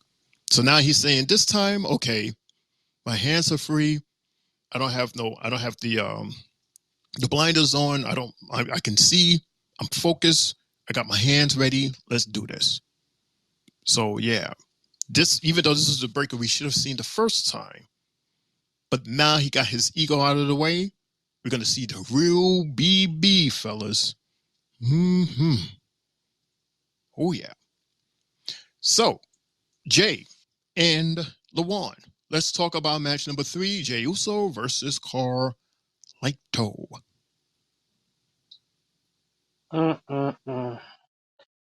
Carlito. Man, as soon as that fight started, Jey hit him with the only super kick that left him stunned. He just fell right flat to the floor. I said, wow. Don't tell me he's going to suffer a concussion off of some shit like this. But he rolled out. Jey suicide dived on him. And there was a part during the match where Lito decided to want to counter Jey and toss him into a ring post and gave him a nice spinning neck breaker off the ropes. Not too shabby. And we got a commercial during the fight, which means Lito lasted a little bit longer than usual. He hits a nice spine buster during the match, and then he grabs his green apple. I thought he was about to just spit it right in his face, but he proceeds to delay it and want to talk with the referee and get speared. And you see the apple spit right out his mouth. The apple goes, I don't know where, but Jey gets the 1, 2, 3. Then he picks up the apple and he eats it. I don't know, Jey. You should not have picked up that apple, boy. Better make sure you grab the right part to eat. But good win. And hey, it is what it is. Thank you, Lito, for lasting 10 minutes. I agree with Triple J. Everything he said, I really ain't gonna repeat most of it. This is just a match to get the crowd by and everyone to see Jey Uso. He beat him with a signature move. He didn't even do his finisher. He did a signature move to pin him. So that goes to show you. But great W by Jey. I see you, buddy. I see what's going on. I like it. I can't wait. Nice. Before we move on to the interview with Jackie Redmond, let's play a couple of messages. The doctor. Now, see, that's the thing about the Intercontinental Championship that is kind of wonky. See, you don't have to be the baddest of the baddest of the best to win with the Intercontinental Championship or the U.S. Championship, honestly. Cause honestly, like, as long as, like, okay, let's be really real about it. Let's be really real about it, okay? Look at Honky Tonk Man, the second longest running Intercontinental Champion of all time. Right next to Gunther, of course. But the thing is that, like, back in the day, he was the longest reigning champion, and he wasn't shit. Honky Tonk wasn't shit. Let's be real, guys. Honky Tonk wasn't shit. But he still held that belt for like ever. Hitting people over the head with freaking guitars and such, not giving a damn, winning the matches. Now that's how Sami Zayn's doing it. He's over here winning matches. He's the face. He's the guy. He's the, you know what I'm saying? But believe, SummerSlam, Sami's gonna. Well, before I play this other message, and we spoke about this. Remember, Jay, and this is how Mundo had made fun of, some of the finishers from back then, like Hulk Hogan and the feet and the DDT, and how somebody can jump off the rope and do a splash and go for a 3 count. Like those little simple moves back then, like that's all you had to do. And then Honky Tonk, he played the smart, he had his little moves, whatever, and he used that guitar. He did what he had to do in order to keep that title for as long as he did. For today's standards, absolutely, Doctor. He wouldn't last a minute, even with someone like Tozawa. Tozawa would, milk the floor with the guy. But for back then, he did exactly what he was supposed to do, and that's why he is the second in terms of holding that title for a long period of time. So, yeah. Shout out to Honky Tonk. Doctor, continue. Okay, real quick, I just gotta say, much love to Carlito, man, because he's doing his shit the way he should be doing his stuff. He's over here holding it down. You know what I'm saying? He's not a jobber. He's not a jobber. You know what I'm saying? He's comic relief. When that boy saw the PlayStation 5 all tore up from Liv, the heartbreak. I felt the heartbreak. I felt it. I felt it in my soul. Carlito felt it. I felt it for him. Oh well. God bless Carlito. You know what I'm saying? He got the spirit out of his guts tonight. God bless Carlito. How's boy the Killjoy? Smoke weed every day. Yo, you know what my question is? We're seeing Carlito use the apple. When this Judgment Day faction breaks up, does he go back to his old gimmick? Spitting the apple in people's faces? One last time? Because it looked like that almost happened today, right? Because he had the apple. Feeling it. I was feeling it. I was like, damn, just spit it. Yeah. Because when was the last time we seen him with the apple? It's been a while. Maybe that was the sign, the fact that he had it out tonight out of nowhere. Now, why tonight? We've seen you almost every week, and now tonight you have the apple when you fight Jey. And I want his original theme music back. Yes. The one that got in trouble for last week. All of this new music stuff, I don't like it. I don't like it at all, especially with the fact that their old music was already the bomb. Why do you fix something that's not broken? I don't get that. I don't get it with him. I don't get it with Naomi. I don't get it with Sheamus. They were awesome songs. And as soon as that first beat dropped, we knew exactly who was coming out, and we got excited. Now you're playing this new music, we're like, who this? Oh, Naomi, because we got to look at the screen and see N-I-A. Oh, God. Yeah. Ugh. But yeah, hopefully we will get to see, the old Carlito. And he actually stuck it in there for longer than 27 seconds, Jay. Yeah. That's what I was saying. He got a commercial today. Mm-hmm. We got a lot of those today. Sheesh. Yeah. Yeah. Who you telling? Who you telling? Eat apples, kids. You want to be strong and healthy like Carlito? Eat a green apple or a red apple. Get them Granny Smiths. Yep. Speaking of looking good, we have an interview. We got Miss Jackie Redmond. She's backstage in front of a fancy door, talking to the Zelina Vega. Well, thank you so much. I'm here with Zelina Vega, who's coming off an impressive victory last week over Zoey Stark, despite not being 100%, which begs the question, Zelina, how's the arm? It feels good. The arm feels good, but you know what? I know that I was lucky to have Kayden, Katana, and Lyra to have my back last week. Because we all know, Team Forehead, Shayna, Zoey, and Sonya, they had to stack the deck against me. Little old Team Forehead. Right? Wow. I needed that. Because what was done to me created me. And it reminded me of who the hell I am. His Zelina Vega is a threat. And they know that. Uh-oh, Team Forehead.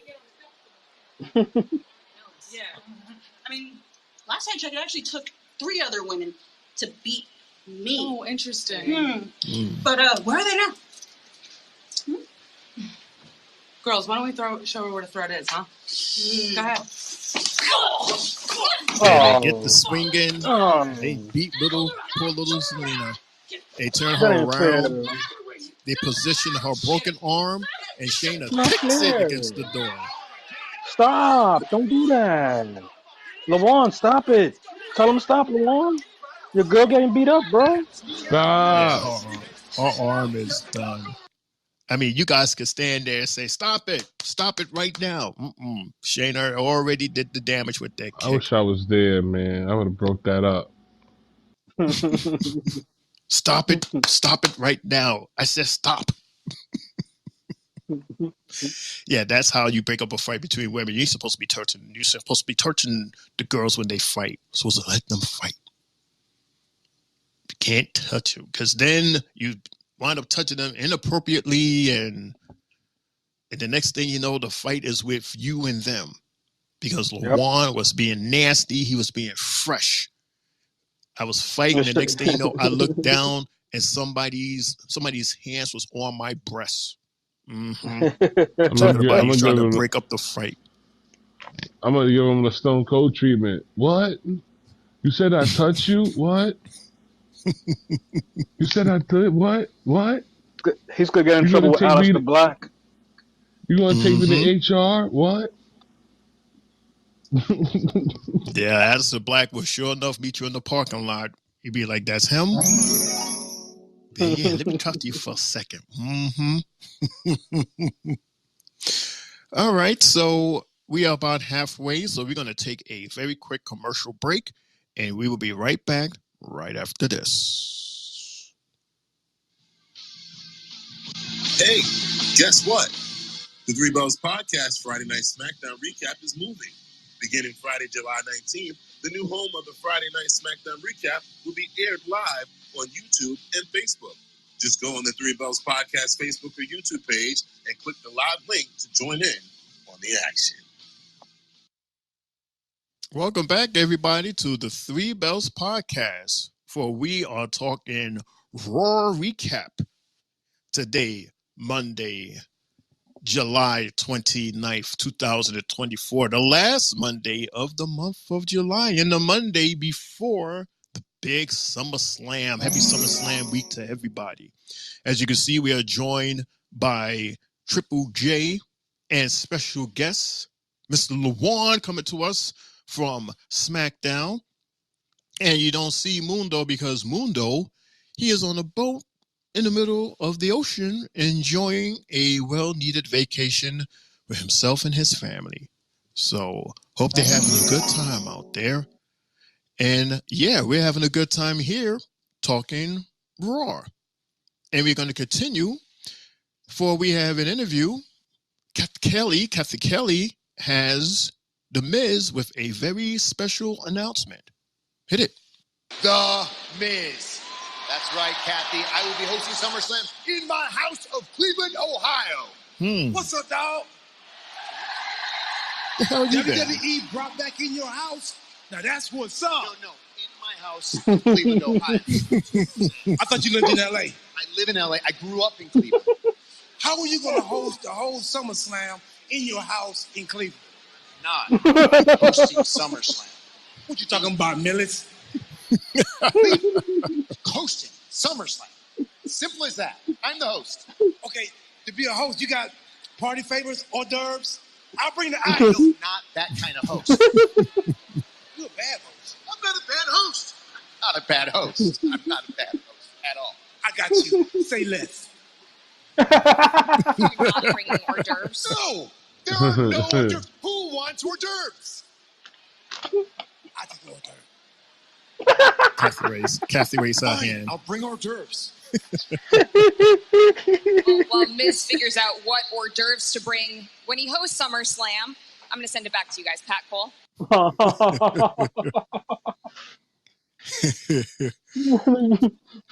Yo, Truth is wild. Truth is crazy. First and foremost, shout out to The Miz for he is hosting the PLE SummerSlam. Shout out to R-Truth. We haven't seen him in a minute, fellas, haven't we? It was good to see him again. Oh, yeah. Yeah. Why do I have a feeling that it's not going to be just The Miz? It's going to be The Miz and R-Truth that's hosting. I wouldn't mind. It's going to be a funny night. It is going to be. It's going to be a fun night. It's going to be an interesting night. It's going to be a good night. It's going to be a good night. Don't disappoint me. They better not disappoint me. God damn it. I mean, this card is too awesome. Don't mess it up. That's all I'm saying.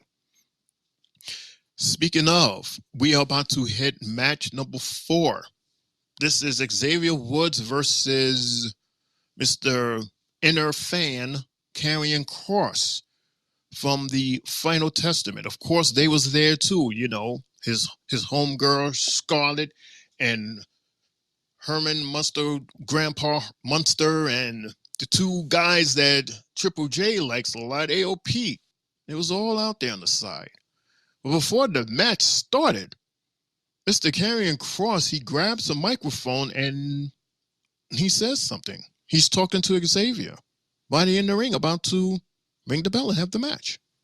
He says this.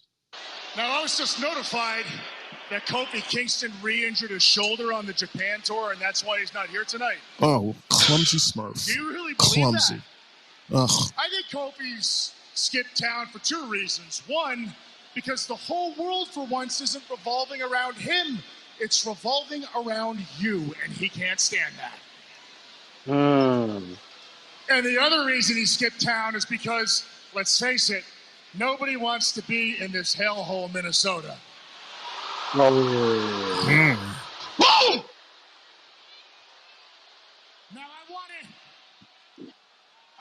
I want to give you a way out of this beating because I still believe in you. I just have a couple things I want you to do for me tonight. The first thing is I want you to join the Final Testament live here on Raw tonight. Oh, really? Really? Don't listen to them. And the second thing I want you to do is I want you to tell the little kids at home watching that the power of positivity was always one big lie. Well, we see where they are now. And here's the last thing. And this one, it's not that big of a deal, but it's really important to me. I want you to tell that one-armed bastard, Kofi Kingston, that he should have retired after he lost the WWE title in just 6 seconds. Xavier Woods. And that's when Xavier caps him in his face. What are your thoughts in that little promo, Jay? I don't believe anything he's saying. He bad enough. Look at what he just did. He shaved his fucking face off. Oh my god, looks even worse. I don't believe Yeah. anything that comes out of Karrion's face. It's I'm just still I'm still I'm still asking Jay and Lawan, why does Karrion Kross care? I'm Like, is he clueless. doing all of this just so Xavier Woods can join Final Testament? And why him? What is so special about Xavier specifically that he is doing all this? That question still has not been answered, Lawan. So that's why I'm just like, I'm kind of like not buying the story because it doesn't make any sense to me. But I don't know. It doesn't make sense, but they got to do something extra for Raw, so I don't know where they're going with this. I mean, I just wish that they would have made sense. If it had made I agree. sense, then I think this would have been a better story and we would have cared more. Because if we care, we want to see the end results. That's why we are so attached to all of these stories, because these are good stories. You got our attention. So now we want to see what's next and what is leading to. And what you're doing, which is why we keep on investing, is you making it make sense. And you keeping it suspenseful for us to join in for the next week. Lawan, what are you doing in there? Are you like building a bike or something? What's up? All I hear Moving my is like bottle. popping noise and okay. Because you know your mic picks up stuff that you're doing just as loud as your voice, you know. I thought I was on mute the whole time. I was moving my bottle around. Far from it. Your bottle is like leaving comments also. Oh, sure. So I don't know if you guys want to talk about this match, Jay. The only thing that I wrote that was interesting was the final prayer from Karrion, which I thought was pretty cool. Other than that, there was really anything. It wasn't really anything that stood out to me with this match. Between that and the fact that it just doesn't make sense to me. The only thing that's making sense is we're just waiting to see what's going to happen between, the New Day. Are they going to split eventually? What's going on? This would be a perfect opportunity for Big E to come back if he was able to come back and wrestle. Or if he was cleared. I don't know. They're saying that that's a far stretch, but yeah, we will see. And I'm surprised that we haven't seen Big E, like at least to like stand like, by the side of the ring. And I don't see why he couldn't like, throw a punch here or there if the fellas needed him. I'm saying, would Kofi still be there? Would Kofi have been in so many injuries if Big E was there?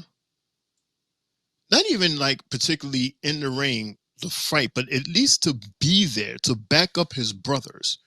Just like how Scarlett and AOP and Grandpa Little, how he's always there when Karrion comes out. They don't do a whole lot. She throws a punch here and there, and that's it. Even one of the AOP guys, he managed to throw a punch.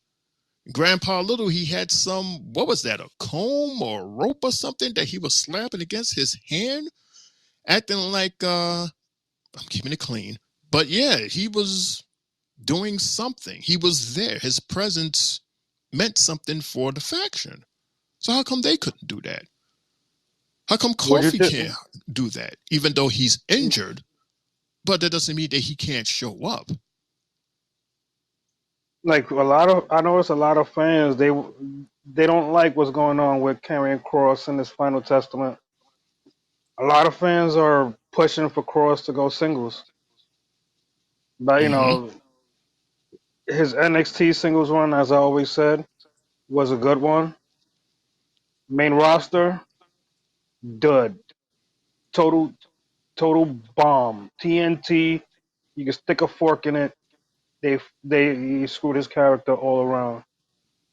You know, him and Scarlett was cool together, and Scarlett was like in NXT matches just pop up like in the crowd and show herself, and that'll be intimidating because the crowd's like, oh shit, she's distracting this match. You know, she's making her presence felt. Now she doesn't even have a presence in the ring because there's Razor, there's Akam, and Grandpa. It's too much. Too much that don't do nothing. I think Cross needs to be away from them. Period. Like, come on. Like, even a fan on Twitter said, I hope Cross and the Final Testament know that the fans aren't booing them because they're good heels. They're booing them because they're ass. Right. There's a big difference. Yeah. Oof. Yeah. Well, maybe they don't cheer us up a lot when we see them because again, I'm trying to figure them out. But I will say this: something happened that definitely cheered me up because we were reminded that earlier today, Triple H was greeted with a special guest. Who was it, Luan? Who was it, Jay? Let's go back there and let's see. Welcome back to WWE. Jesse, the Body Ventura. Yeah. Our chief content officer, Triple H.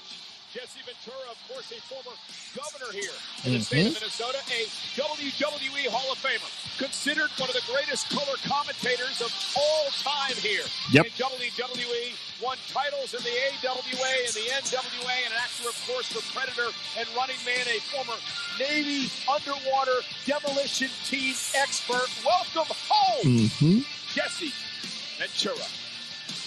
Man, listen, between him when he teamed up with Vince McMahon and did the commentaries, they were the best, man. I love Jesse Ventura. He was dope. He was a dope guy. That was back in like the 80s. Yeah, like mid 80s, Jay, right? Yeah. Yeah. So I love me some Jesse the Body. He was cool as shit. He's a very smart guy. He doesn't hold his tongue. Definitely doesn't hold his tongue for nobody. Right. Nobody. All right, so there is this interview with Sami Zayn before his match against Dirty Dom, and he was basically talking about Braun Breaker and how he, I don't know, I guess Braun Breaker was like taking advantage or didn't take him as serious because he was joking about, his comedy show. And he was like, well, yeah, back then I had the comedy show and I managed to beat you. And I still have the comedy show this time around and I can still beat you. And, he said his little thing. My apology, fellas. For some reason, I couldn't find that clip. So that was just basically it. He was just like, I guess he was retorting what Braun Breaker was saying in his video. And then he managed to do the walk. And Jay, we managed to get our single camera shot of the night. As after the interview, the camera follows Sami Zayn as he was walking in the back. He walks past the gorilla, and as he's in the gorilla, his music starts, and he goes out into the arena. And he goes out to the arena for match number 5, which is Sami Zayn versus Dirty Dom. But wait, before the match starts, see the theme that's going on here, fellas? Before each match starts, there's a video package. And here is another one, courtesy of Miss Scorned Woman herself, Liv Morgan. Takes the breath away. Feels like you can barely even breathe. With Dirty Dom on the truck. I would have done anything for you, Dominik. put you on a pedestal. She's burning pictures of them together. I treated you like the man that I thought that you were. But you're not a man. She burned a shirt. You're just Rhea's little bitch. Mm. I wish that I could take back every single tear that I wasted on you. But I can't. So all I can do now Another picture. is make your and Rhea's life a living hell. At SummerSlam, I will complete the Liv Morgan revenge tour when I beat Rhea Ripley and leave Dominik with whatever's left of his precious little mommy. Meanwhile, I'll be standing in that ring with my arm raised. Hear those three little words. Women's World Champion. Watch me. And it pans up to Dirty Don's face on the truck. Ooh-wee. I don't want to be dumb. She is angry, y'all.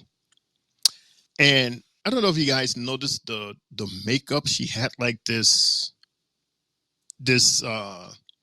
almost like dark blood imagery that was like almost coming out of her eyes. Like, I don't know if that's supposed to be the effects of you crying if you have like a lot of eye makeup. But to me, it gave off that Harley Quinn type of character. Whenever the Joker like betrayed her, she felt betrayed. She almost gave off like that same type of image. So it's like she's standing there and she's burning the pictures and she's burning the clothes, and she's standing by the truck with Dirty Dom's face on it. And she's like, "Oh, you just wait till I get you and your little mommy too." What is up her sleeve? She's gonna plot something, because this is what most women that are in her position, that's what they do. This right here, fellas, this is the true revenge tour right here. This is it. Man, listen. Just like with Seth Rollins, and we have no idea what type of rules or no rules he's going to have in that match with Drew and CM Punk, we can only imagine what is up that scorned woman's sleeve when she gets revenge on both Rhea and Dom. Jay. Hell yeah. I'm for it. I don't know what to tell you. Oof. A woman scorned. Well, since you're up and about, do you want to talk about Sammy and Dom in the ring? And then Luan to follow if you want. Well, during this match, I like the fact that, Sammy started off this match with a nice springboard moonsault during it. Also, a nice tornado DDT was done. Sammy gained some type of momentum, and it also led to Dom countering with a crazy Blue Thunder Bomb. I mean, he countered the Blue Thunder Bomb and hit him with the Three Amigos. Sammy with that exploder, not bad. But we see Lito, JD, they come down, as always, and try to distract, but it seemed like it didn't help. So Sammy countered that 619 and turned it to a heavy-ass clothesline, which he then now hits the Blue Thunder Bomb. But there was no ending to this. There was no ending, so shout out to none of them for winning. They both, one got disqualified, so they pretty much jumped them. Jay helps, and they, co-yeeted. during that part. And here comes Mr. BB, your favorite guy, Shane, and takes out Sammy. But Sammy kept on fighting and hit him with an exploder and breaker dips. Other than that, not bad of a match. Should have been better, but we kind of knew what the outcome was going to be. Mr. Lawan, anything you got to say? The match in the interruption, man. Unfortunately, I believe. Um, nothing much. Nothing much. Sammy was doing his thing, you know, doing his thing. I love Sammy. So do we love Sammy more than we love Jey Uso? No, I'm sorry. No, it was Sammy versus Dirty. Nope, that's my fault. Yep. That's my fault. I'm not gonna I ask if you prefer like Sammy Jey. over Dirty. I prefer Jey though. If I'm picking one of those two, I prefer Jey. I like his energy better than Sammy. But does because I think Sammy has a little more than Jey. Like, yes, Jey is good on the microphone. He has the energy. He has that good pop. You know, he got everybody eating. But, you know, in terms of his moves, he has the splash, and he does a whole lot of kicking. That man sure knows how to kick. But what else? Like, sometimes he'll throw a spear here and there. And then there's Sammy. I think he has a little more. And I think he has more grit. That makes sense. But Sure I would like does. to It see. makes sense. Okay, so you see what I'm saying? Okay, but I would like to see them together. I like them two together. I like their friendship. I like their how they talk to each other and how they look after each other.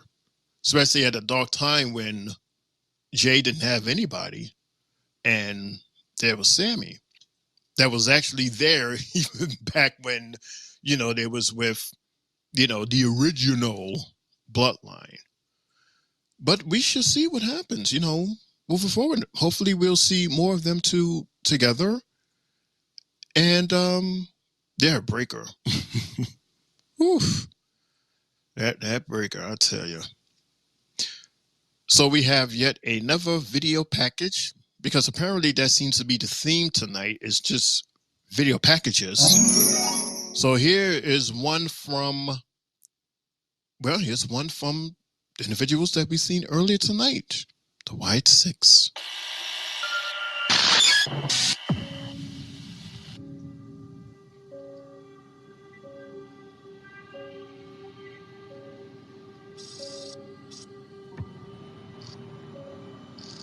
And who was it this time? A man just looking for mercy. Is this that Dexter dude, Jay? They built their empire next to the sea. Yeah. And laughed as they watched you drown. But there's freedom in sinking. Look at what you've become. Tell me, brother.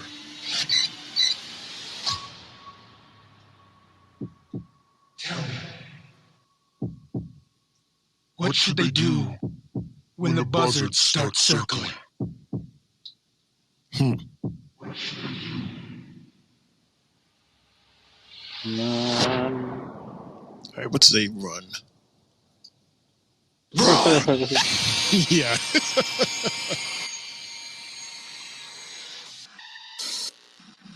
Mm-hmm.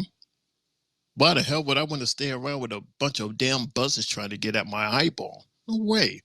I'm out of here. And that's what he said. Mm-hmm. So we are going from our VHS cassette to backstage for another individuals who we've seen earlier. And he is having a nice little chit-chat meeting with our general manager, Adam Pearce. This is Chad Gable with the Creed brothers. Chad, what's wrong now? Everybody else's job. I figured out the identities of the remaining members of the Wyatt Sicks. You don't say. Joe Gacy, Dexter Lumis, and Erick Rowan. Good boy. Yeah, I know that. They're under WWE contract. Oh, they're under contract, right. So they can compete, is what you're telling me. Generally, that's how it works. What is your point? My point is, next week on Raw, me and the Creed brothers versus those three freaks, 6-man tag. Make it happen. Really? Of course that's what it is. Make it happen. Consider it official. Ah, shoot. Ah, shoot. Careful what you ask for. All right. All right, fellas. Now, this is going to be good. Finally, we get to see some action, Lawan, from the Wyatt Sicks. Some real action, an actual match with the Wyatt Sicks versus Chad Gable and the Creed brothers. That's going to be fire. Next Monday. Oh, yeah. Oh, yeah. And after a PLE, this is an after PLE Raw. One of those type of after PLEs where we can possibly talk with either new champions or champions that said, I told you so. I told you so. Yeah, I told you. And now back to business, huh? Yeah. All right, we are moving nice and smooth here. We are already at match number 6. A lot of matches tonight, along with a lot of video clips. For it's ladies' time. It's ladies' night, and the vibes is great. We got Lyra with her new homegirl CNC Music Factory. Chuck Carter versus Chance versus the what did she call them? The forehead. Shayna, Sonya, and Starks. Yeah, the S sisters or the 3 S's. Yeah. But before we go into this match, we have a video package. This one is from Ms. Rhea Ripley. Rhea? Morgan, you want to burn and break things that don't belong to you. You so badly want to be the victim in your little revenge tour fantasy. That's all it is. A fantasy. The reality is that this Saturday at SummerSlam, your little revenge tour, it comes to an end. There's no more running. There's no more hiding. There's no more manipulating. That's it. You thought that I was brutal last time I attacked your shoulder. But that's what happens after I warned you multiple times to stay out of my business. Now you've not only taken 3 months of my career by injuring my shoulder, touche, by the way, but you've taken my championship. You've tried to manipulate my family, my Latino heat. You so badly want me to be the demon in your little fantasy dream. But at SummerSlam, it's time that I get my revenge. I know that's right. I know that's right. The question is, will she get her title back? Or will Liv Morgan manage to keep the title as she said she would? Not only keep the title, but make sure that Dirty Dom pays for hurting her feelings in front of a jam-packed arena last week, had her crying and had Rhea licking his face and giving him a kiss. She ain't never did that to Dirty Dom before. She ain't never kissed him like that or licked his face. Not until another woman stepped into the picture. Notice that, fellas? Now you finally want to kiss Poppy. You want to lick Poppy because another mommy wanted to be the main mommy. So, then it being known that you was almost replaced. And she was so happy, wasn't she? Get your man. Let them know. You better get your man, because the moment you blink, there's somebody else right there to catch him. Always somebody there to catch him. You better keep a tight grip on him, Miss Rhea. I'm just saying. So, LaJuan and Jey, we are talking about match number 6. Lyra and CNC versus Sonya, Shayna, and Starks. Do you have any comments or thoughts on this match? LaJuan, and then Jey to follow. You could advance. Really? Damn. Same for you, Jey. We can advance. I mean, all right, Jey. It's a high match. Only thing I seen out this match was a cool triple team by Lyra and CNC, and it seemed like the villain company took control during commercial, which we didn't get to see how that transpired. But we get a nice springboard leg drop from Kayden, which I thought was cool. Also, the Z360 by Starks. Oh, I think that move is so fire. She's so underrated. She's a wrestler that needs to be on her own. But after the match was the shit, so fuck it. This match is over with. Proceed.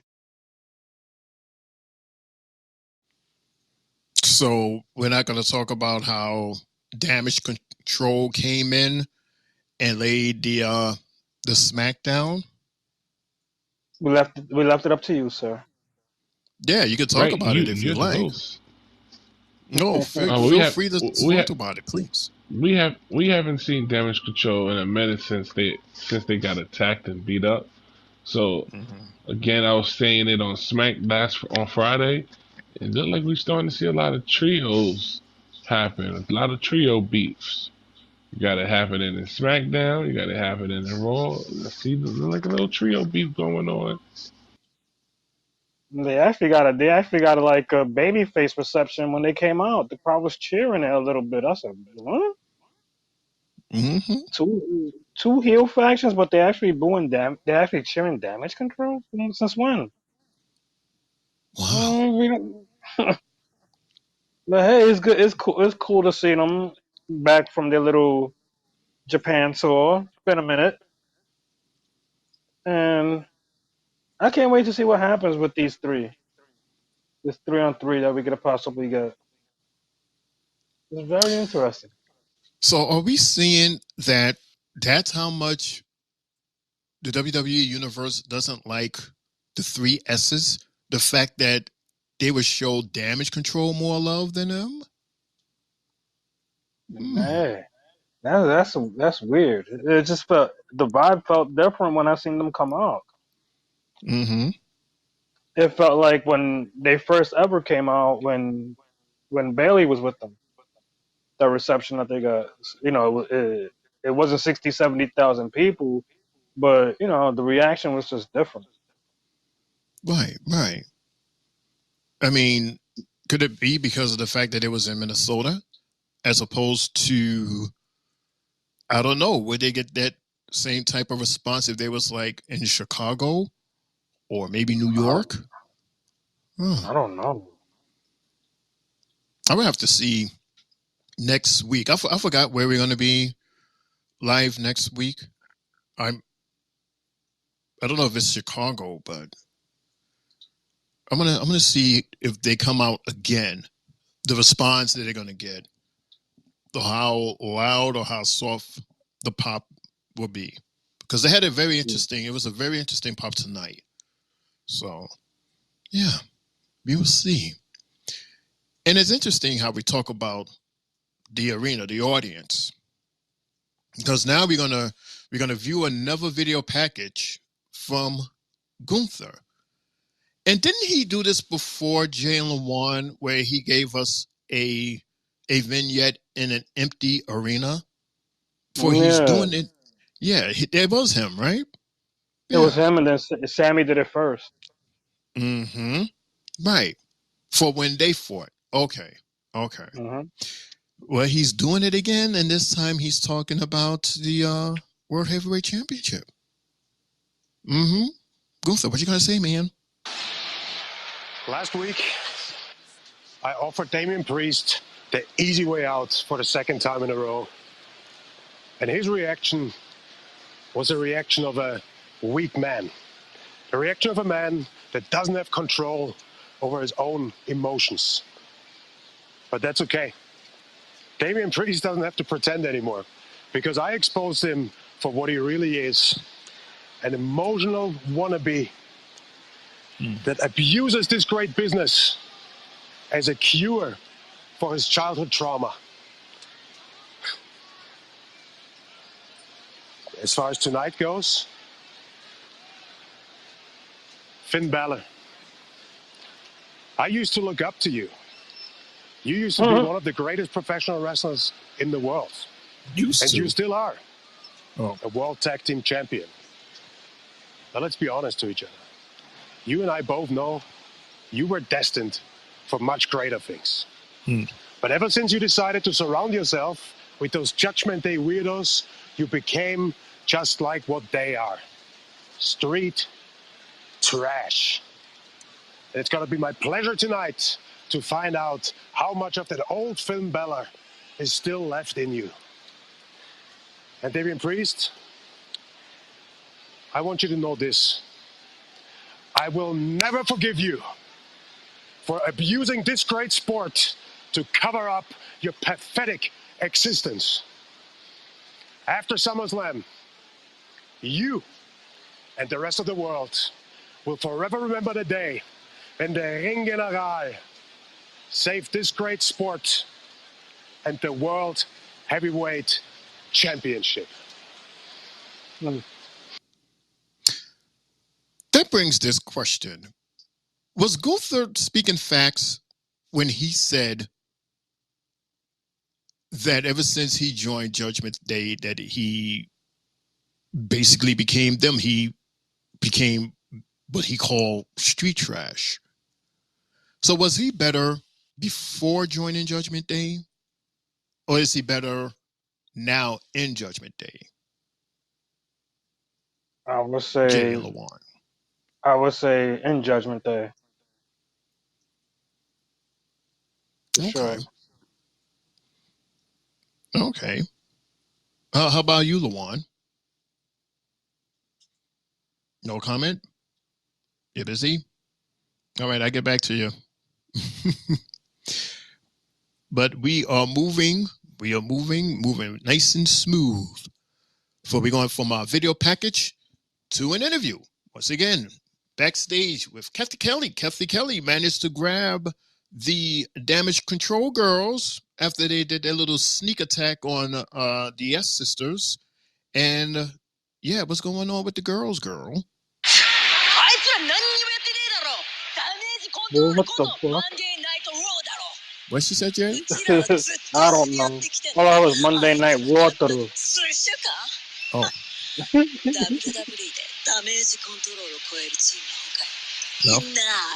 Enough. Kathy, the only reason they've been running the place is because we've been gone. You see that? And now that You Damage see Control that, is back, Shane? it's time to reestablish a You certain see order you see of what's things behind the around here. quota? Matter of fact, how about this? Oh, snap. Sonya, Mm-hmm. you and me in the ring next week. Let's see how long your little social club lasts after I cut the head off the snake. We'll have to defer to Adam Pearce on that one, but this Damage Control certainly knows what they want. Pat, Cole? Wow, so we find out Dakota is calling out Sonya. And to answer everyone's question, Jay was referring to the Wyatt Sicks symbol. Looks like it's on some piece of equipment. It's like it's drawn on with chalk. She's gonna be a victim. Wow. Do you remember how she became a victim though?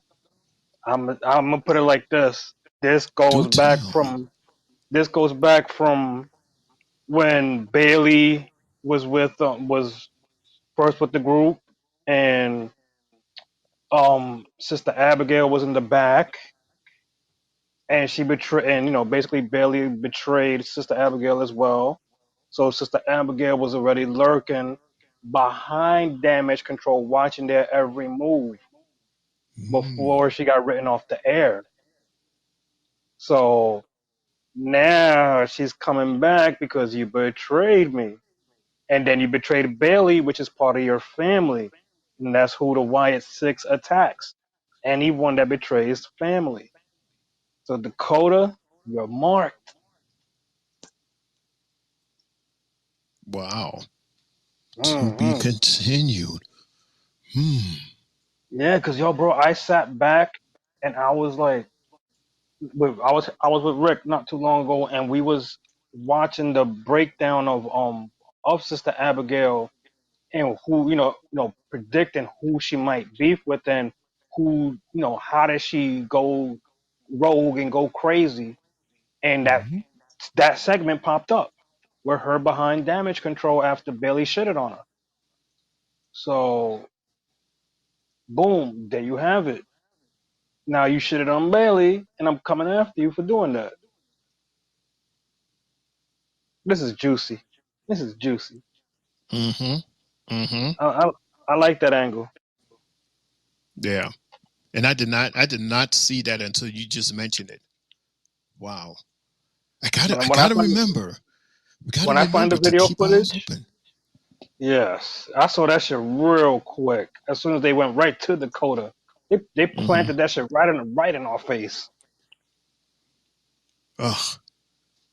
And I missed it. I gotta remember, Jay and Juan, that with these backstage interviews, that there's a reason why they specifically chose that spot.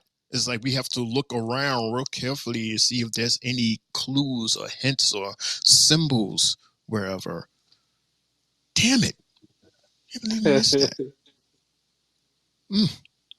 Speaking of backstage, we're leaving Kathy, and we're going for the last time tonight, fellas. We're going into Judgment Day's clubhouse.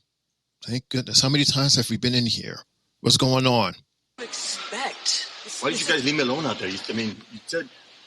I told you this was going to happen. Come on. Rhea, sis, we can't let these guys walk all over us. Wait. On second thoughts, Rhea's right. We all got in this mess together. But let's wait till after SummerSlam, and we'll get out of this mess together. All right? Yep. I agree. Yep. You're right. Look, we need to focus on SummerSlam, okay? And I'm just going to say it again. I'm going to put it out there. If you need any help with Gunther tonight, we got you. Just say the word, man. How many times we got to go over this? Rhea, at SummerSlam, you're going it alone. Damian, at SummerSlam, you're going it alone. So tonight, I got to step up, and I got to go it alone. Or you don't think I'm good enough? No. That's not what we mean by this. Yeah, it's not like that, dude. Look, our problem is Gunther. I don't trust that he's not going to try to do something stupid. But as your brother, I know you can handle Gunther. Go out there and show him who you are. And as your brother, I'm going to soften up Gunther so you can finish the job at SummerSlam. That's it, boys. So handle him. Let's go get ready. Oh, yeah. Get him, boys. Yeah, like I need your help to soften him. Like, I don't ever remember Damian saying to soften anybody for him. All right, well, we have come to the final match of the night. This is match number 7. That's a lot. Usually, Raw only have like 6 matches, so he had 7 with a shitload of video packages. Ooh, shout out to the video packages for tonight, to the editors. So, our main event is Gunther versus Finn Balor. Going to try to soften Gunther up for Mr. Damian Priest in time for SummerSlam. So, Jay and Luan, are there any thoughts, any comments that you would like to present for this match? Well, with this match, I noticed with Finn Balor's music, we got more of the old Finn song in this. I heard it more. And then, when he went down, I thought he was going to do the old Finn shit, but he did it real slow. Like when the crowd does their arms up with him. I got a feeling we're getting slowly Demon Finn or regular Finn, the old Finn back. So, man, Finn, you tried your ass off. You tried chopping him, tried doing everything that you could, even giving him the running drop kick. You almost had it. Gunther basically was breaking him down little by little, gave him 3 separate sleeper holds, and eventually night-night. Literally night-night. Put him to sleep. Can't even get up. So to see Gunther win this way in a submission fashion is not old news, because we know that Gunther's been winning a lot of his matches this year based off of submissions. So good shit. You took down one half of the group, one portion of the group, and now you got the leader to deal with.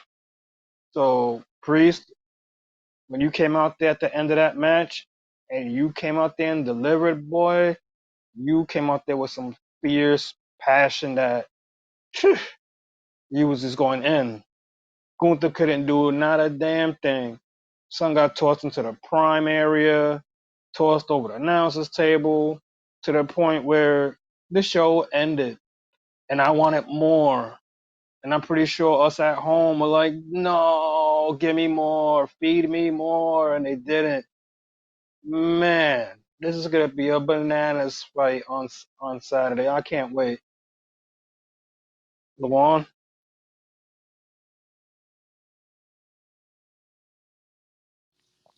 I guess Luan is asleep. It's past 1:30. Yep, it's past Lamon's bedtime. He tried to hang in there, I see. He tried. Well, I would say that, yeah, I agree with you. Finn, he stuck it out, and he hung in there against the powerful General to the point where he had that submission hold, and that was it. It was over at that point. But from a production point of view, Jay, did you notice that towards the beginning of the match, on the lower left-hand side, they were showing a graphic rather, of tonight's headlines? Yes. Did you notice that? Yes, Like, I noticed how it. cool was that? I thought that was dope. That was dope. I felt it was needed, and they Mm-hmm. always giving us something new every week. So to see the way they presented it to us tonight, it was a little bit different than last week, and I'd rather they keep doing that, Mm-hmm. because some of us may get home late, may miss something, and with them giving that to us, it's perfect. It's good news. Right.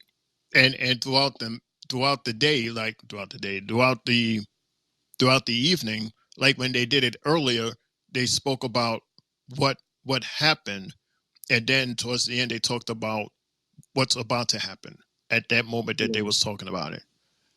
And I like that. And then at that point, they spoke about everything that happened. So just like you said, so everybody can catch up on, what had happened throughout the night. So yeah, I thought that was an awesome idea. That was pretty cool to go along with this cool match. And yeah, since Lawan, he just left the table, y'all. He didn't say goodbye or anything. He just snuck out while we was talking. Ugh, how rude. So rude.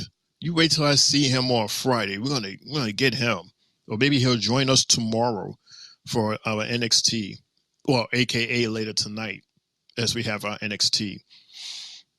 But yeah, everybody, that's it. That's our Raw recap show for tonight. We kept it, even though it was a long show, we kept it nice and smooth. And look at that, Jay. We hit the 2 hour and 30-minute mark. Not At the end bad. of the show. Not too bad at all, huh? Not bad. I like it. Yeah. And we don't have to do birthdays because we're doing the birthdays on Friday. And that's it. Yeah. Anything happened over the That's weekend? Any news happened over the weekend? Besides what we mentioned earlier? To my knowledge, that's all I know, unless you know something that you would like to mention. Zilla Fatu won the GCW championship in Brooklyn over the weekend. I know that. Yes. Yes. Also, what was it? Shayna Baszler was there to introduce the GCW people. I guess she's probably their main headliner or pusher, promoter, whatever you want to call it. We seen the one of the Creed brothers fought and won. Julius fought also, and MVP showed up at the end of the show.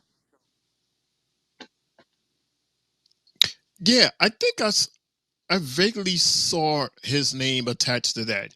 Did he do something? Like, did he officially say that he was like out of WWE or something? Like, he said that his contract was set to expire, and he's free to fight anywhere. And it seems like he wants to continue fighting. He confronted one of their guys that was there. I have no clue who the guy was, but hey, the man want to continue his career. I ain't mad at him. I'm not mad at him. I mean, from what you've seen, does he look like he's able to give us another good match or matches? I don't know. Because last time we seen him, he was with a cane. Did he have a cane that night? Or you don't know? No, he didn't have a cane the other night. Okay. He came straight in and talked his shit according to the fans. So this is good news to hear that we got GCW on the rise, and it seems like GCW is affiliated with fighting here in New York, in Brooklyn. This is something we got to start keeping our eyes on. But the crazy shit is they put it on Fridays, so we are in tune to SmackDown on Friday, and they had two, and with GCW they had 2 shows this week that just passed. So they had one on Friday and they had one on Sunday. But it wasn't bad to put on 2 separate shows. Wow, and they were both in Brooklyn? Yeah, they were fighting in Midwood. Oh wow, right there. Close, bro. Wow, we could have seen that. Damn. Yes, a fan took a picture with Zilla outside, and also in the background was like some hood background that you would see in that area where the juice be at. So I'm like, so I'm sorry to say it like that, but the background looked just like that way based on how I be working and seeing these areas. it just looked specifically like that type of a background. And I was like, oh, he was too close to home. Oh, I hope. So I hope. What happened? no, but just gonna say you say you hope. I hope that they come again on a Sunday and we all can go one day, bro. That should be dope to go to. Okay, because I was gonna ask, are they? Is this their home here in New York, mostly Brooklyn, or they was just traveling and they just hit Brooklyn? For some reason, I've just been noticing there's been a lot of Brooklyn shows. A lot of them. We gotta, we gotta look that up. Because don't forget, remember we announced that Gender is also with them. Yeah, right. They had it was Bloodsport 11. Right. It was at the Roulette Intermedium. I have no idea that name. I've never heard of that name here in Brooklyn. Mm-hmm. Have you ever heard of that? No, not that I know of. And in Midwood, the only thing that's popping in Midwood is the Midwood High School. It's 509 Atlantic Avenue. That's where the event took place. So that's right here up the block for me. 509 Atlantic. The YWCA. What? Okay, we got some investigating to do, I see, after the show. What? Yeah, right there. Jay can look out his window and he can see it. Yeah. Holy shit, that's crazy. Yeah, right there, right outside your window. Mm-hmm. Damn. So man, I could have walked over and got to see Zilla. Yep. Shit. You missed it. You could have said what's up to MVP. Yep. You could have said, yeah, what's up, man? You look good. You ready to fight? Yeah, I'm always ready. Because remember before, I think it was Mundo, he reported that that MVP mentioned that he still have a match or two in him while he had the cane. So that's why I was like, yeah, okay. But right there. And I'm sure that won't be their last time there. And guess who's their general manager? Matt Cardona. Why does that name sound familiar? Woo, woo, woo. Long Island Iced Tea. Mm-hmm. He's the general manager of this shit. I wouldn't be too surprised if this is his actually bread and butter. His federation.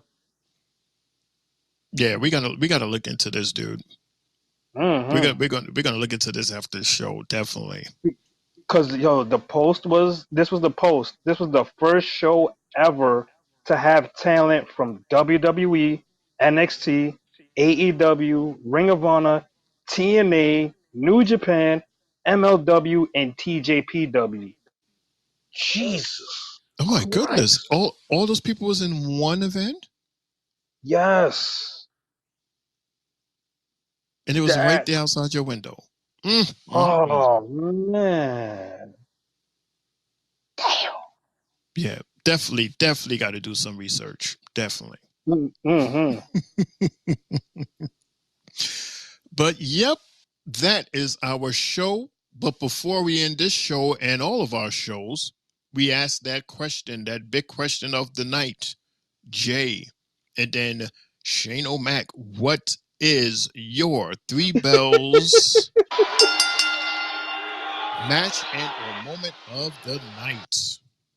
Well, with me, my match of the night, I will give it to the main event, where Gunther fought Finn, just because we've seen the outcome of it, and Damian Priest was just pissed off and wanted to kick ass. And My moment of the night will be every segment that we got tonight from the Judgment Day in the back in the locker room, even with the PlayStation being burnt down, and the fact that we got to see just just the way this group is slowly, maturely breaking up. So I thought that was cool that we got 4 or 5 segments with them tonight. Hey, they run Mondays, so there you have it. That's my match and moment of the night. Cool, man. Cool. You know, I'm going to agree with you in terms of the match of the night.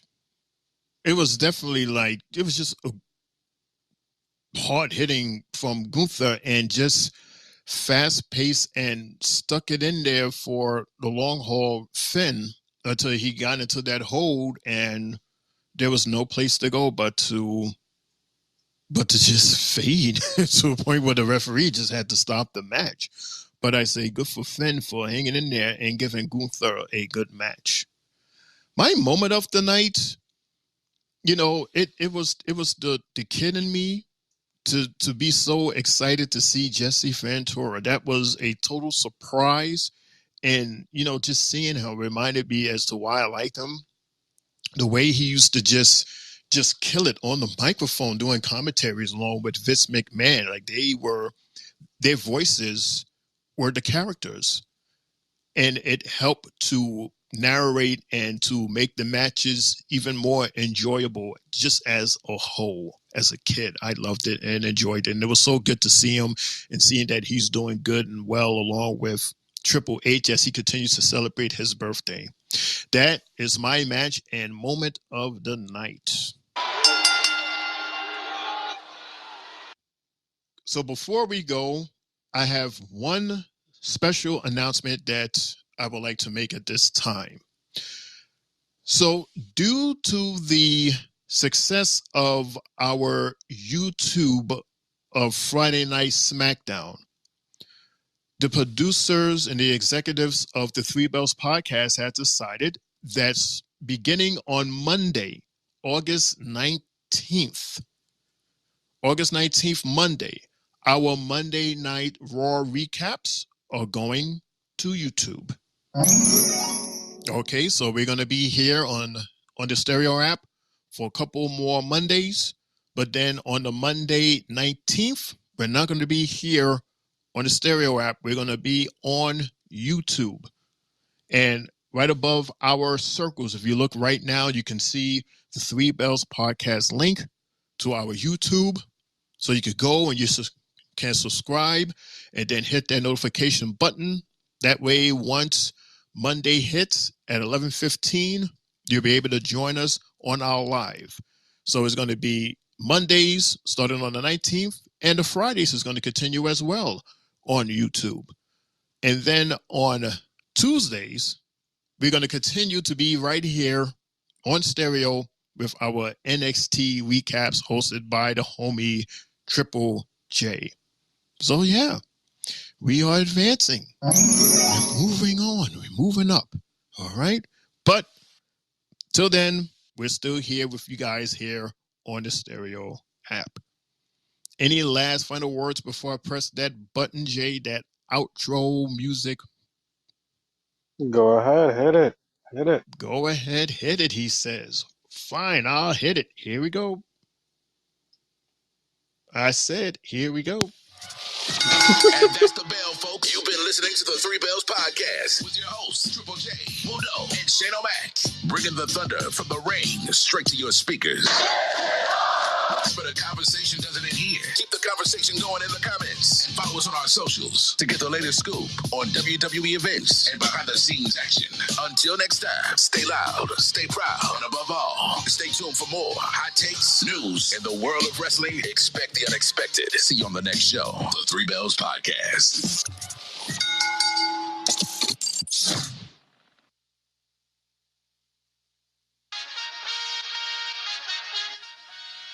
Hey. Uh-huh. Yep, that's our show for tonight. Thank you, everybody, so much for tuning in. Thank you for leaving the messages. Dr. Killjoy, thank you so much for being with us, hanging out with us, and leaving a message. Thank you for Spotlight for leaving a message and being one of the reasons why we had an awesome laugh tonight. And a special shout out to Spotlight's Kitty Cat. Thank you, Kitty Cat, for showing us love. Thanks to Mundo, even though he's on vacation in the middle of the water on a boat, he managed to take some time to join the listeners and see how we're doing. I'm sure he's going to leave a comment and his opinions on how we did on the show. Shout out to our homie Mundo. Light-skinned it. I don't know who you are, but shout out to you and thank you so much for joining in. And as well as everybody else that joined in, and even those that joined in for a second. Thank you for stopping by. Maybe next time you'll hang out a little longer. Don't forget, in several hours from now, reaching 2 o'clock, you can catch the other homie, Triple J, as he hosts our NXT recap. And keep in mind, NXT for tomorrow and next Tuesday, as well as next Monday's Monday Night Raw, will all come to you live from the Sci-Fi Channel due to the Olympics that's still going to be on the USA Network, all right? So we hope to see all of you and then some for our NXT. And don't forget, on Friday, we're not going to be on stereo. We're going to be on YouTube. Join us on our YouTube for our Friday Night SmackDown, and as well as some predictions. We're going to do some predictions also, Jay, for that show in time for our watch party. We have a watch party coming up, everybody, a PLE watch party of SummerSlam. That's this coming Saturday at 6:45, right here on the Stereo app, all right? So join us, all right? And don't forget, you can catch us on our Facebook page, our Instagram page, TikTok, and YouTube, all under the name The Three Bells Podcast. This is your homie Shane O'Mac coming to you live from the East New York section of The Three Bells Podcast, reminding you to laugh hard and to love harder. And good fight, good night. Jay, close out. Whoa. I'm sorry, the commercial. Oh, no. Damn, YouTube commercials always know when to come on. It's terrible. Hey, always me, man. Damn it. But this is your boy, Main Event Triple J, now signing off here on Stereo. Shout out to everybody that's been listening tonight. And Lawan, shout out to you for joining us tonight, even though you passed out on us. Killjoy, shout out to you. Greatest ever, shout out to you. Mundo, you already know what it do, my brother. Don't forget my keychain. And other than that, join us tomorrow night for the Great American Bash Part 1 on NXT Recap, everybody. It's going to be a wild one. It's going to be a good 2 weeks that we're going to get from the show. And I'm ready. Good night, everybody. God bless. Shane, it's been a pleasure working with you tonight. Now, you already know, bro. Big hugs, fist pumps. Let's do this again later on tonight.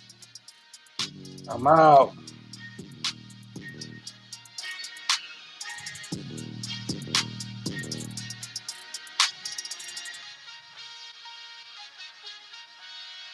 Yee.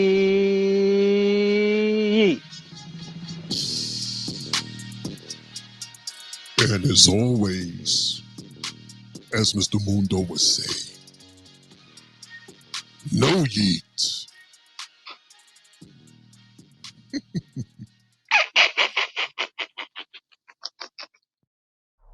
We want to thank you for tuning in to the Tri-State Mania Podcast. All NBA season and WWE programming year-round. You can also catch IAM_L on Three Bells Podcast, helping his family out over there. If you want more, tune into Instagram, YouTube, Stereo, and other streaming platforms. Remember to keep your head above water because a storm is coming. Say go!